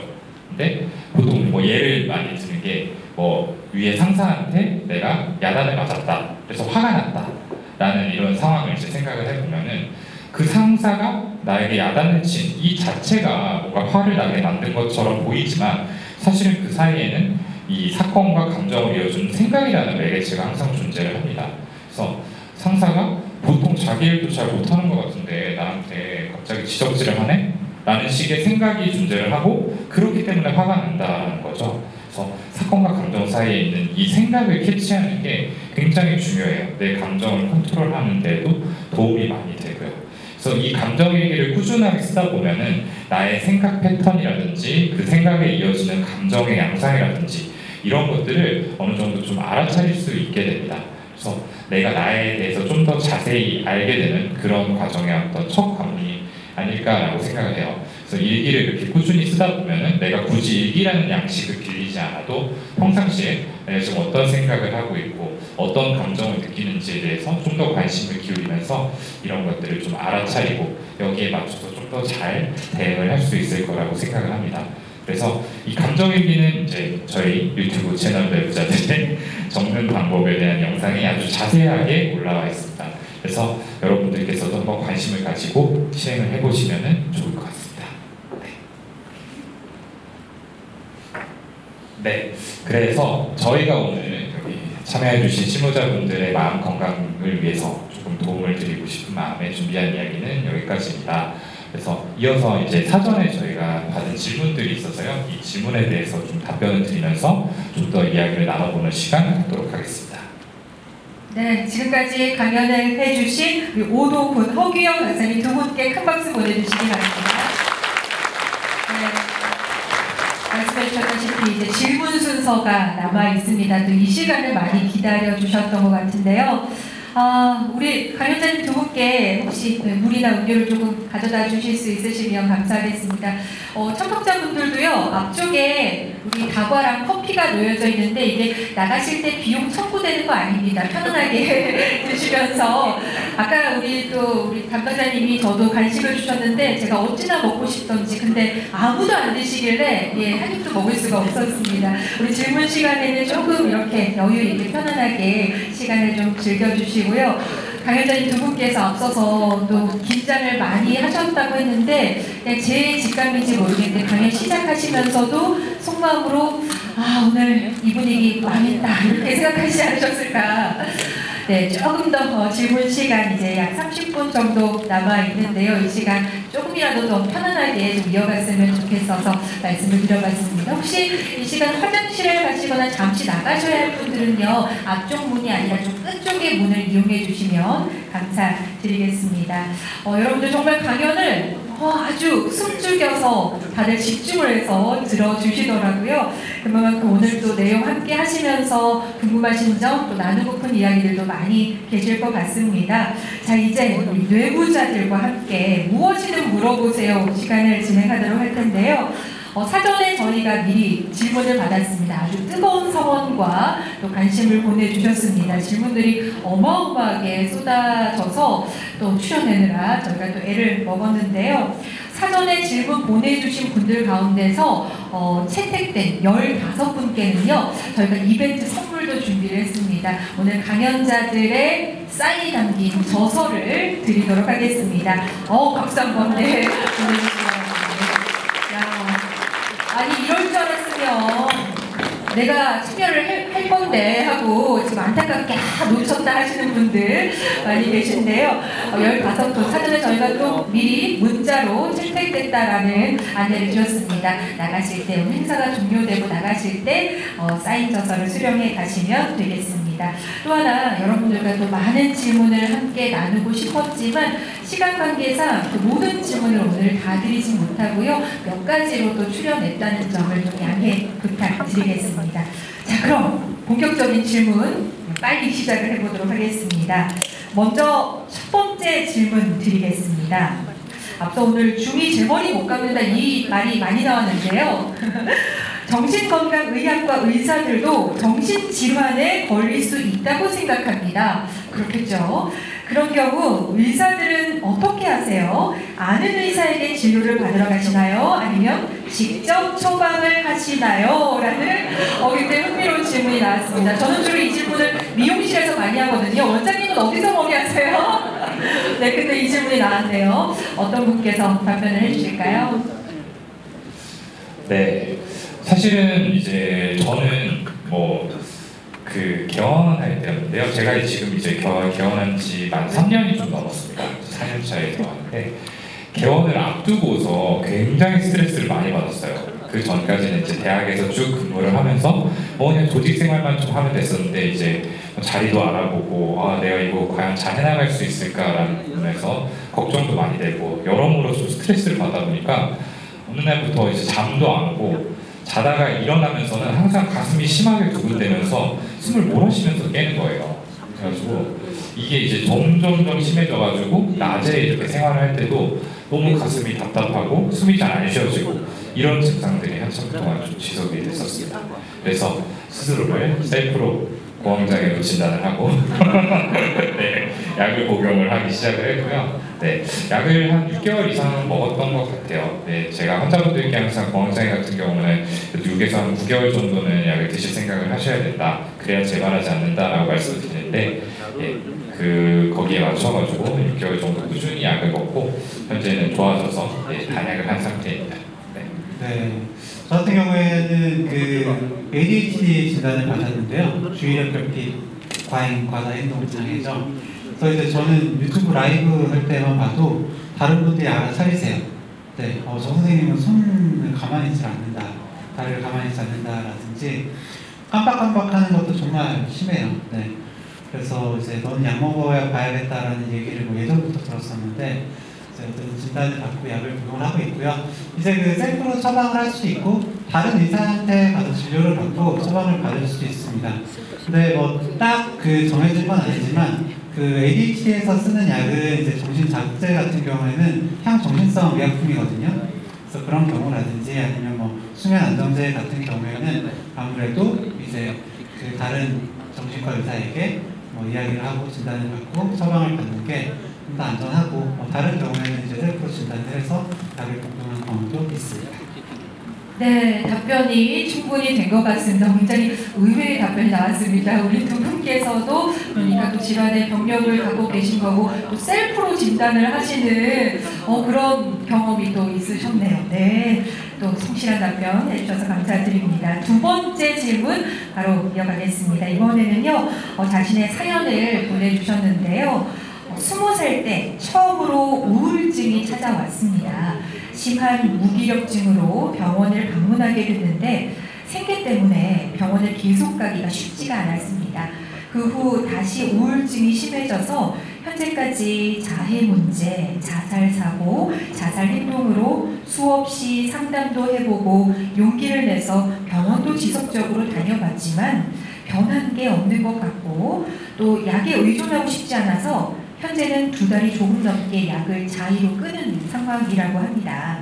스스로 괜찮다고 판단되다가도 우울감, 공허함에 한 번씩 힘들고 또 우울할 때면 한없이 동굴로 빠져드는 것 같습니다.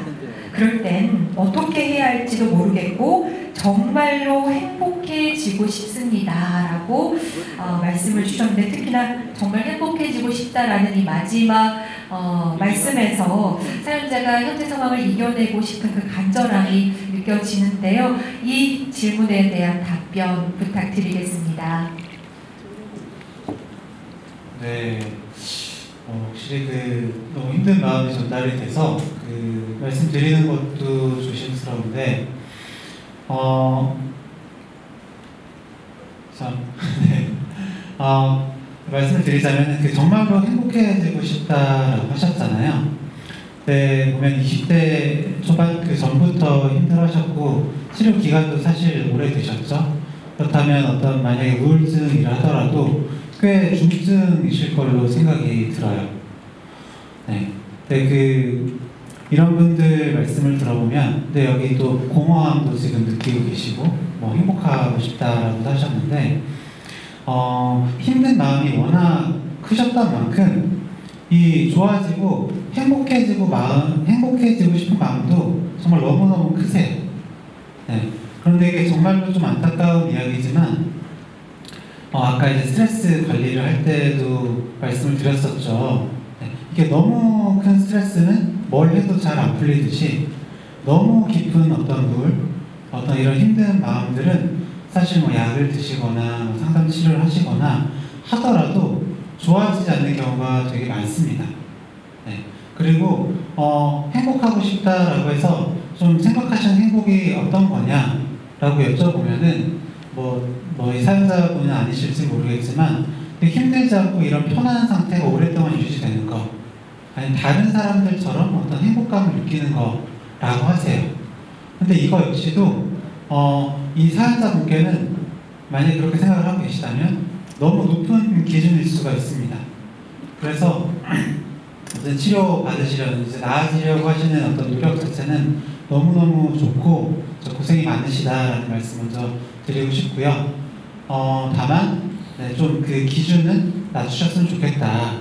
네, 그래야 일단은 덜 좌절하고 덜 지치고 이 치료 자체도 오래 받으실 수 있을 거다라는 말씀 드리고요. 그리고 분명히 또 좋아지실 수 있습니다. 네, 우울증은 이 휘어진 터널이라고 하죠. 네, 휘어진 터널이만큼 이제 이 앞에 있을 때 혹은 중간에 있을 때는 이 앞이 안 보여요. 네, 그냥 깜깜하고 내가 정말 나을 수 있을까? 좋아질 수 있을까? 라는 생각을 하는데 그렇게 생각이 들지 않죠.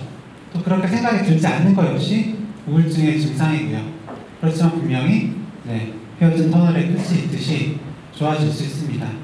다 좋아지지 않더라도 분명히 지금보다는 나아지실 수 있고 그런 경험들을 분명히 하고 있거든요. 그러니까 좀 지치지 말고 좀 꾸준히 치료 받으셨으면 좋겠다라는 말씀 전하고 싶어요. 네, 이거는 진짜 치료를 하면서 많은 분들께 듣게 되는 이야기인 것 같아요. 근데 저는 서두르지 말라라는 말씀을 제일 많이 드립니다. 정말 힘들겠지만 내가 이거 언제까지 우울증 극복해야겠다, 나아야겠다라고 생각하면은 더 오랫동안 그 우울증에 좀 매여있게 되는 것 같거든요. 그래서 우울증을 그냥 마치 나의 일부처럼, 마치 뭐 성격이라든지 특성의 일부처럼 좀 받아들이고 이 상태에서 내가 좀 이걸 극복하기 위해서 또는 뭐 지금의 상태에서 조금 더 나아지기 위해서 뭘 할 수 있을까를 좀 같이 고민을 해보자라는 말씀을 드립니다. 사실은 이렇게 좀 오랫동안 이제 치료를 이제 필요로 하는 경우에 굉장히 많이 지치죠. 그래서 병원을 이제 찾다가도 안 오시는 경우들이 있는데 이러면은 이제 계속 좀 오랫동안 병에 매여 있을 수밖에 없어요. 네, 이게 한번 재발을 하게 되면은 그 다음번부터는 재발의 주기가 점점 짧아지고 회복률은 반대로 점점 떨어지거든요. 그래서 뭐 3번 이상 사실 재발을 한 분들은 사실은 평생 동안 거의 치료 유지가 필요하다라는 식의 관점들도 있습니다. 그래서 사실 한번 이제 진단을 받았을 때 끝까지 치료를 잘 받으시는 게 굉장히 중요한데 아무래도 뭐 생계 문제도 있으시고 이제 좀 지치다 보니까 그 중간에 자해를 좀 중단을 하시게 된 것 같아요. 지금이라도 다시 조금 병원을 찾아서 도움을 받으셨으면 좋겠다. 그리고 이걸 빨리 나아야 된다라는 생각을 조금 내려놓고 천천히 가셨으면 좋겠다라는 말씀을 드립니다. 네, 그리고 한 가지만 더 말씀드리자면 분명히 치료를 받으면서 본 생활을 하면서 나아진 부분이 분명히 있으실 거예요. 네, 말씀을 들으면 이 나아진 부분에 대해서도 되게 부인하거나 그건 별거 아니다 라고 생각을 하고 좋아하지 않은 부분 혹은 그대로인 부분에만 집중을 하시다 보니까 더 괴로운 경우들이 있거든요.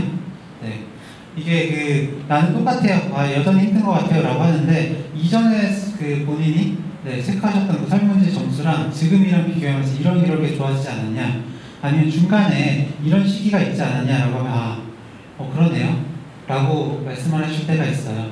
그런 좋아진 부분, 나아지는 부분에 대해서도 좀 보셔야 좀 오래 가실 수 있겠습니다.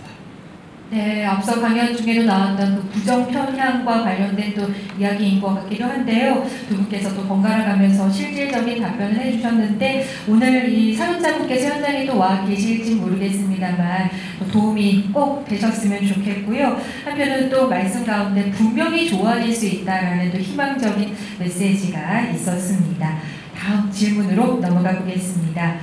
편집증적 성격 장애로 추정되는 사람과 같이 일을 하다가 스트레스로 우울, 불안장애 증상으로 현재 휴직 중이신 분입니다. 다시 복귀를 해서 함께 일할 것이 너무 두렵습니다. 억울한 마음도 들고요. 그런데 정작 본인은 남 탓을 하면서 본인이 피해자라고 주장을 하는데 이럴 때 어떻게 대처를 해야 할까요? 네, 정신병을 겪은 자신도 힘들지만 사실은 이렇게 또 주변 분들이 힘들어하시는 경우도 꽤 많이 있을 것 같습니다. 이런 경우에 또 어떤 답변을 해주실 수 있을까요?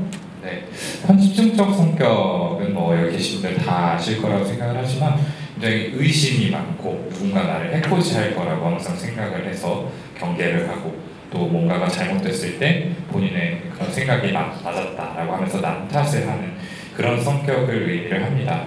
그래서 이런 분들하고 일하는 거 진짜 너무너무 힘들죠. 네. 그러니까 뭔가가 잘못됐을 때 이게 네가 나를 일부러 좀 엿먹이려고 하는 거 아니냐, 지금 나한테 뭔가 피해를 주려고 네가 일부러 그런 거 아니냐라고 좀 생각을 할 수가 있습니다. 이분들이 이제 주로 사용하는 게 투사라는 방법이잖아요. 뭔가 잘못됐을 때 그 책임 같은 것들을 다른 사람에게로 전가하는 그런 모습들을 자주 보게 된다. 그래서 사실 제일 좋은 거는 거리를 두는 거죠. 같이 일하지 않는 거. 가능하다면은 부서를 옮기든 직장을 옮기든 이렇게 해서 좀 피할 수 있다면 피할 수 있는 게 제일 좋을 것 같고요. 그게 아니다. 근데 어쩔 수 없이 이 사람하고 좀 계속 같이 일을 해야 된다라고 한다면은 최대한 좀 근거를 남기는 방식으로 소통을 하는 게 필요해요. 이분들은 굉장히 좀 자의적으로 해석을 하는 경향이 있거든요.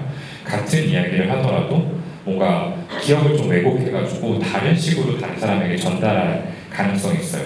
얘가 이런 식으로 나한테 얘기했다. 그럼 나는 어느새 이 사람한테 피해를 준 가해자가 돼버리는 거죠.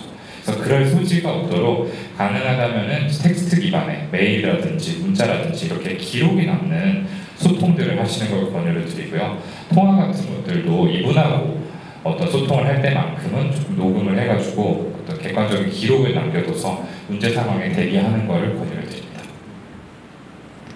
네, 아주 실질적인 답변을도 해주셨습니다. 자, 다음 질문을 바로 또 넘어가도록 하겠습니다. 많은 분들의 고민이실 것도 같습니다. 수면제를 복용을 해도 깊은 잠을 이루지 못하신다고 합니다. 숙면을 취할 수 있는 방법을 알고 싶습니다. 네, 답변 부탁드리겠습니다. 네. 네. 그 숙면을 취하시지 못하는 이유를 알면은 참 좋을 것 같아요. 네. 숙면 취하지 못하는 이유도 정말 뭐 다양하잖아요. 네. 저 같은 경우에도 내일은 꼭 일찍 자야지 라고 하지만 뭐 아까워서, 네. 그리고 이제 핸드폰을 놓을 수가 없어서, 네. 뭐 여러 가지 이유들로 잠을 이루기가 힘든데요. 일단 이유들을 알고 그걸 교정하는 게 이제 먼저기 때문에, 네, 그런 원인 먼저 찾아보시면 좋을 것 같고요. 그리고 그 수면 위생 뭐 잘 알고 계시죠? 그래서 뭐 이제 암막 버튼 치고 내가 정 안 되면은 뭐 수면 안대를 한다든지 주변을 조용하게 하고, 아니면 뭐 ASMR이나 화이트 노이즈 같은 걸 쓰시고, 뭐 어떤 자기 전에 따뜻한 우유를 마신다든지 여러 가지가 있는데, 이런 거 역시도 알아도 잘 안 합니다. 네. 그래서 안다면 좀 실행을 해보시는 거, 그런 것들이 좀 해볼 수 있는 것들인 것 같고요. 그리고 오늘 뭐 계속해서 저는 이 얘기를 드리는 것 같은데, 잠을 잘 자려고 하면 할수록 잠은 도망갑니다.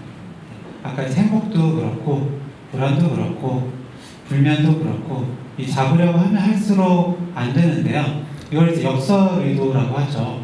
그래서 그 죽음의 수용소에서 이제 책을 쓴 빅터 프랭클이 이야기를 한 건데, 이제 이걸 치유에 이제 사용을 했어요, 실제로. 그래서 떠는 환자한테는 뭐 억지로 계속 떨어보라고 하고, 네, 잠이 오지 않는 환자한테는 계속해서 그냥 자지 않도록, 네, 그렇게 하면 그제서야 이제 잠이 오는 거죠. 결국에 이제 수면이라는 것도 이 각성이 이제 잦아들고 몸이 이완이 돼야 되는데, 계속해서 잘 자야지라고 하면서 계속해서 나한테 스트레스를 주면 잘 수가 없는 거죠. 그래서 결국에는 잘 자기 위해서 이런저런 그런 이제 말씀드린 방법들을 해보는 것도 좋지만, 오늘 뭐 못 자도 내일 어떻게 되겠지, 이렇게 생각하세요. 오늘 못 자면 내일 피곤하고 내일 뭐 중요한 미팅이나 발표나 이런 거 있는데 망하겠지? 이런 되게 제왕하사고, 네, 부정적인 생각들을 하시거든요. 그러니까 보면은 뭐 잘 자도 안 될 때가 있고 못 자도 잘 될 때도 있고, 사실 내 손을 떠날 때가 많아요. 그래서 안 돼도 아까 얘기한 것처럼 뭐 못해도 60점은 하겠지, 잘 자면 뭐 좀 더 할 수 있을지 몰라도 라는 마음으로 하시고, 오늘 못 자면 내일 자겠지, 내일도 못 자면 그 다음 날은 자겠지, 요 정도 마음을 조금 내려놓으셔야, 네, 그제서야 좀 주무실 수 있다. 네, 그렇게 말씀드려보겠습니다. 네, 잠 역시도 내가 잠을 쫓는 게 아니라 잠이 나를 쫓아올 수 있도록 원인을 파악하고 수면 환경을 만들어주고, 또 잠 역시도 대충 생각하며 슬슬 잠이 올 수 있지 않을까, 또 좋은 말씀 잘 주셨습니다. 감사합니다. 다음 질문입니다. 특정한 상황이나 또는 어떤 대상에 화가 나거나 스트레스를 받는다면 이것을 피하는 게 좋을까요? 아니면 극복하는 게 좋을까요? 네, 이것도 참 어떤 상황인지를 알면은 조금 더 실질적인 답변을 드릴 수 있을 텐데, 그냥 일반적인 관점에서 좀 말씀을 드려보자면요, 저는 너무 이분법적으로 생각하지 않으셨으면 좋겠어요. 그러니까 꼭 부딪혀가지고 극복을 하거나 아니면 무조건 회피하거나 이렇게 두 가지 선택지만 있는 건 아니거든요. 두 가지를 같은 상황 안에서도 얼마든지 나눠가지고 적용을 할 수 있다고 생각을 합니다. 그래서 이럴 때 이제 주로 우리가 생각을 해야 되는 것들이 내가 바꿀 수 있는 부분, 그리고 바꿀 수 없는 부분을 구분을 하는 겁니다. 그래서 바꿀 수 없는 것들, 사실은 다른 사람이 어떻게 하고 있는 것들은 사실은 내가 그 사람이 망하도록 기도를 할 수 있는 것도 아니고, 실제적으로 막 해코지를 할 수 있는 것도 아니기 때문에, 사실은 그런 것들에 대해서는 그냥 있는 그대로 받아들이거나 아니면 그 사람을 그냥 보지 않음으로써 좀 스트레스를 피하는 수밖에 없죠. 이 두 가지 선택지 중에 하나를 고를 수 있을 거고요. 바꿀 수 있는 건 주로 나와 관련된 것들입니다. 내가 실제로 어떻게 하고 있는가에 대한 것들은 좀 내가 노력을 기울이거나 방법을 좀 달리함으로써 변화를 줄 수 있기 때문에 어떻게 하면 더 나아질 수 있을지, 이걸 극복을 할 수 있을지를 고민할 수 있죠. 근데 대부분의 일들이 이 두 가지 요소들이 섞여 있어요. 어떤 스트레스 상황이든지 그 안에서 내가 바꿀 수 있는 게 있고 바꿀 수 없는 게 있습니다. 그래서 이런 상황에 맞닥뜨렸을 때 제일 먼저 해보실 수 있는 거는 이 두 가지 요소를 각각 구분하는 거, 그리고 거기에 따라서 서로 다른 두 개의 대처 전략을 섞어서 사용하는 것들, 이게 방법이 될 수 있을 것 같아요. 네, 저도 이제 비슷한 생각이고요. 근데 저는 만약에 부딪혀 볼만하다 하면은 일단 부딪혀 보시는 걸 추천을 드려요. 네, 근데 부딪혀 봤는데 혹은 부딪히려고 하는데 너무나 괴롭다 라 그러면은 그때는 너무 자책하지 말고 거기서 조금 중단했다가 다시 부딪혀 보셨으면 좋겠습니다. 네, 보통 이런 고민하시는 분들은 일단 부딪혔다가 힘들어질 때 있잖아요. 네, 되게 분노하거나 좀 피하고 싶을 때 이런 것도 못 버텨? 네, 라면서 스스로 공격할 때가 많거든요. 그런데 어떤 이유로, 이전에 쌓여서인지 아니면 내가 원래 이 자극에 취약해서인지 여러 가지 이유들로 나는 힘들 수가 있는 거거든요. 그래서 내가 부딪혀 보니까, 부딪히려고 하다 보니까 좀 있던 이런 힘든 마음들을 좀 괴롭구나 라고 좀 받아들이고, 네, 그때 상황에 따라서 조금 시도를 해보시면 저는 더 좋을 것 같습니다. 네, 답변 감사드립니다. 두 분께서 또 비슷하면서도 약간의 또 다른 시각으로 말씀을 또 해주시는 부분도 있습니다. 다음 질문 드리겠습니다.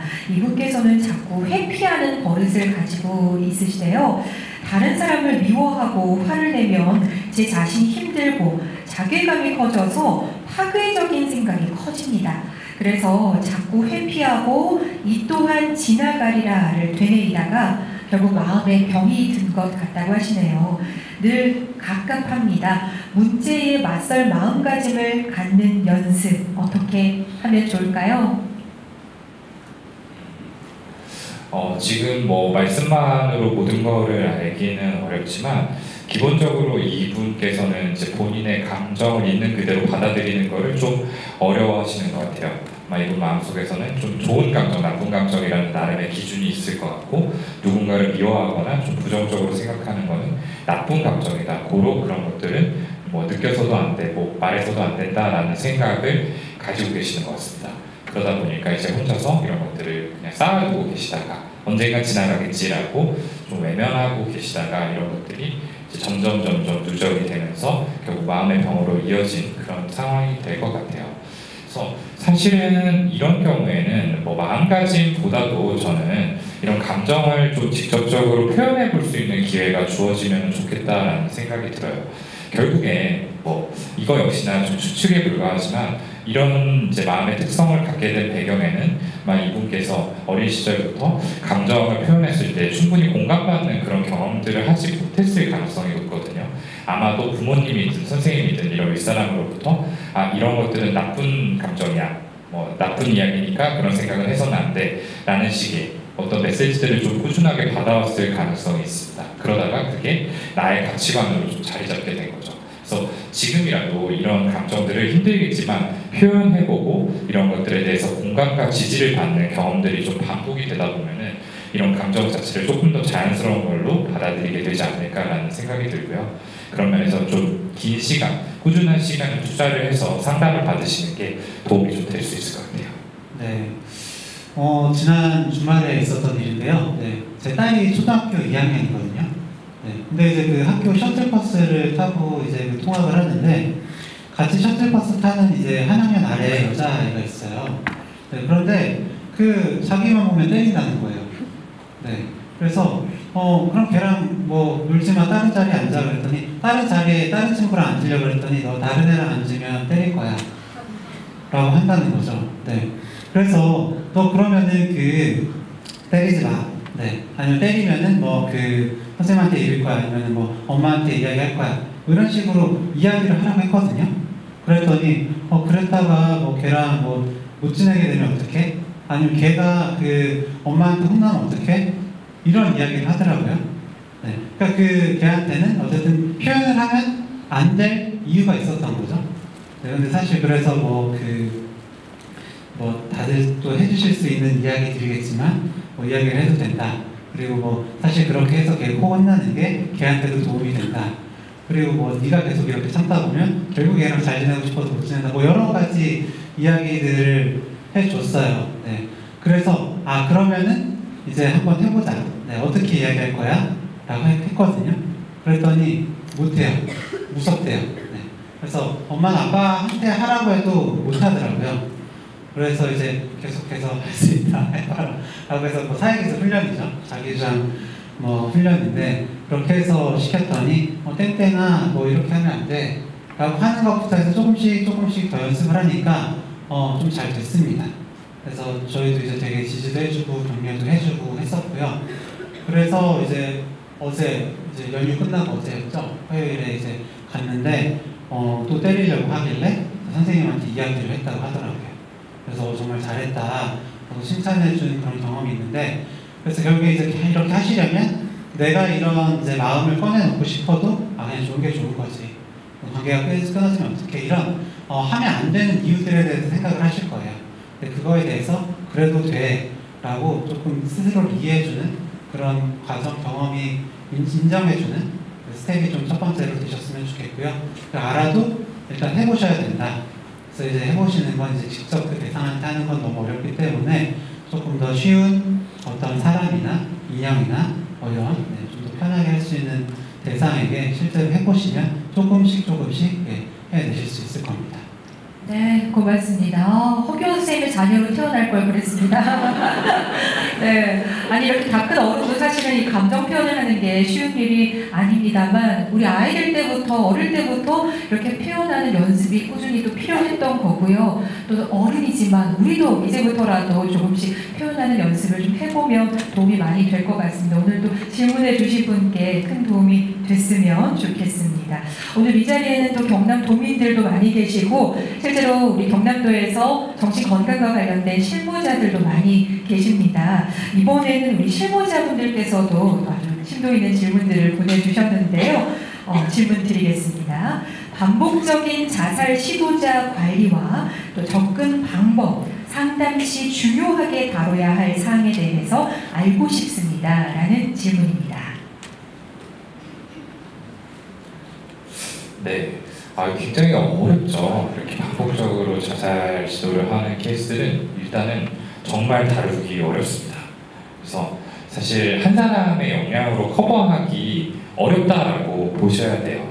그래서 저는 다른 것들보다 이 짐을 너무 그 담당자로서 떠안지 말고 빠르게 병원으로 연결을 해서 입원 치료를 받을 수 있도록 해달라는 말씀을 드립니다.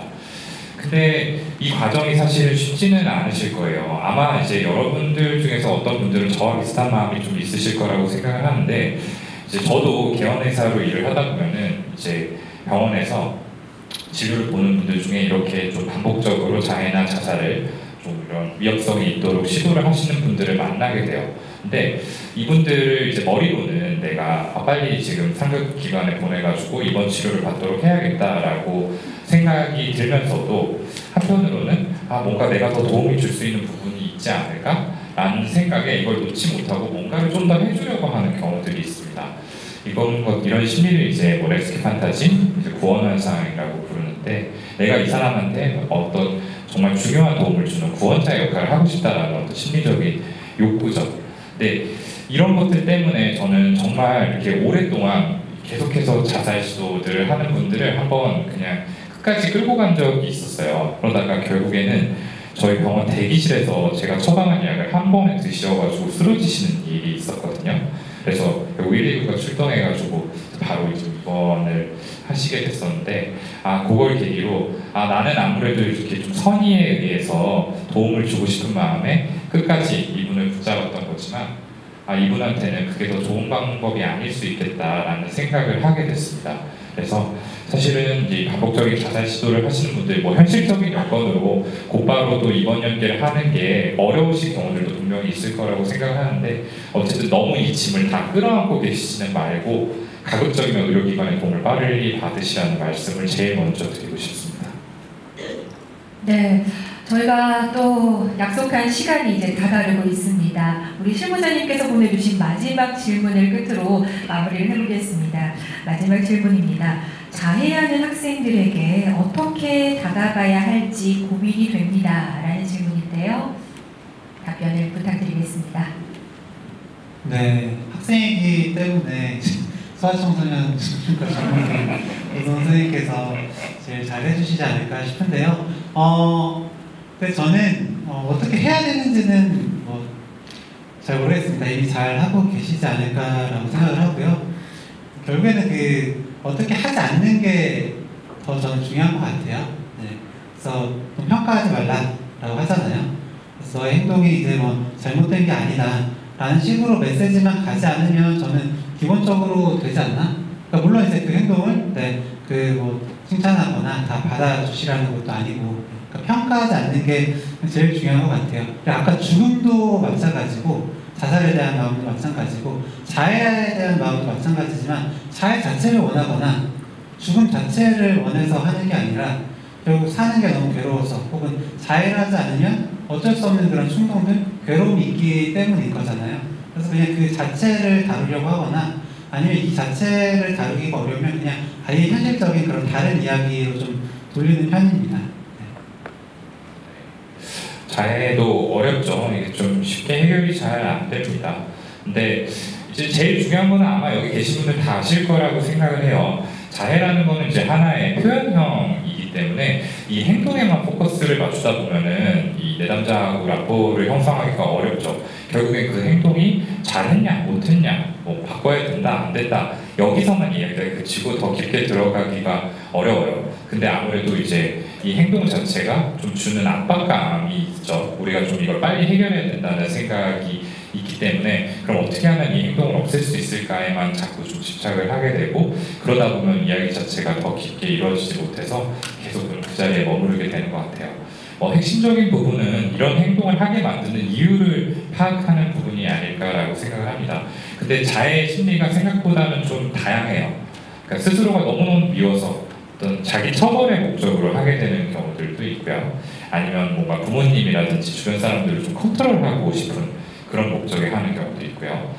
SNS를 통해서 이 자해와 관련해서 자해계, 자해러 이런 용어들이 있죠. 그래서 집단의 소속감을 느끼기 위해서 여기에 좀 동조하는 경우도 드물지만 있습니다. 그래서 좀 충분한 상담을 우선적으로 진행을 하시되 자해 행동 자체는 네가 이렇게까지 마음이 힘들어질 이유가 뭘까로 돌려서 그 안에 있는 심리를 들어보는 게 가장 우선이 아닐까 싶어요. 그러다가 이제 나름의 이 이유를 찾았다라고 생각이 된 시점에 거기에 맞춰서 좀 대응을 하시면 어떨까 싶습니다. 네, 두 분께 정말 감사드립니다. 오늘 우리 경상남도 또 정신건강의 날 기념을 하면서 실무자분들과 또 경상도민 여러분들께도 두 분과의 만남이 또 의미 있는 시간이 되셨길 바라는 마음에서 오늘 정신질환에 대한 또 시야를 넓혀주신 오동훈, 허기영 간사님 두 분께 큰 박수 다시 한번 드립니다.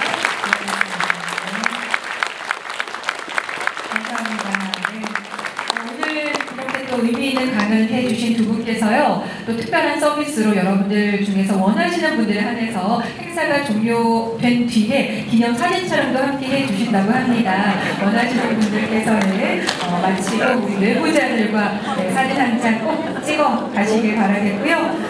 네, 2023 경상남도 정신건강의 날 기념식 오늘 준비된 순서는 여기까지 마무리하도록 하겠습니다. 마지막으로 한 가지 안내 말씀드립니다. 경상남도 광역 정신건강복지센터에서는 정신건강의 날 기념식과 관련해 오늘 참가자 여러분들께 소중한 의견을 청취하기 위해서 여러분 휴대전화 번호로 만족도 조사를 위한 링크를 전송을 드렸습니다. 바쁘시겠지만 잠시 시간을 쪼개서 소중한 의견을 보내주시면 향후에 저희가 조금 더 완벽한 행사를 준비할 수 있도록 도움을 받도록 하겠습니다. 만족도 조사도 꼭 한 분도 빠짐없이 참여를 해주시길 부탁드리겠고요. 또 하나 기쁜 소식이 있습니다. 참여자분들에 대한 감사의 마음을 담아서 저희가 또 소정의 감례품도 준비를 했거든요. 나가실 때도 한 분씩 선물 받아가시길 바라겠습니다. 앞서 안내해드렸던 우리 질문에 15분 채택되신 분들도 앞서서 함께 입구 쪽에서 사인 저서 수령을 해 가시길 바라겠습니다. 자, 그럼 오늘 또 2시간 동안 함께 해주신 여러분 대단히 감사드리고요. 오늘도 행복하고 건강한 마음 잘 챙기시길 바라겠습니다. 함께 해주신 여러분 대단히 고맙습니다.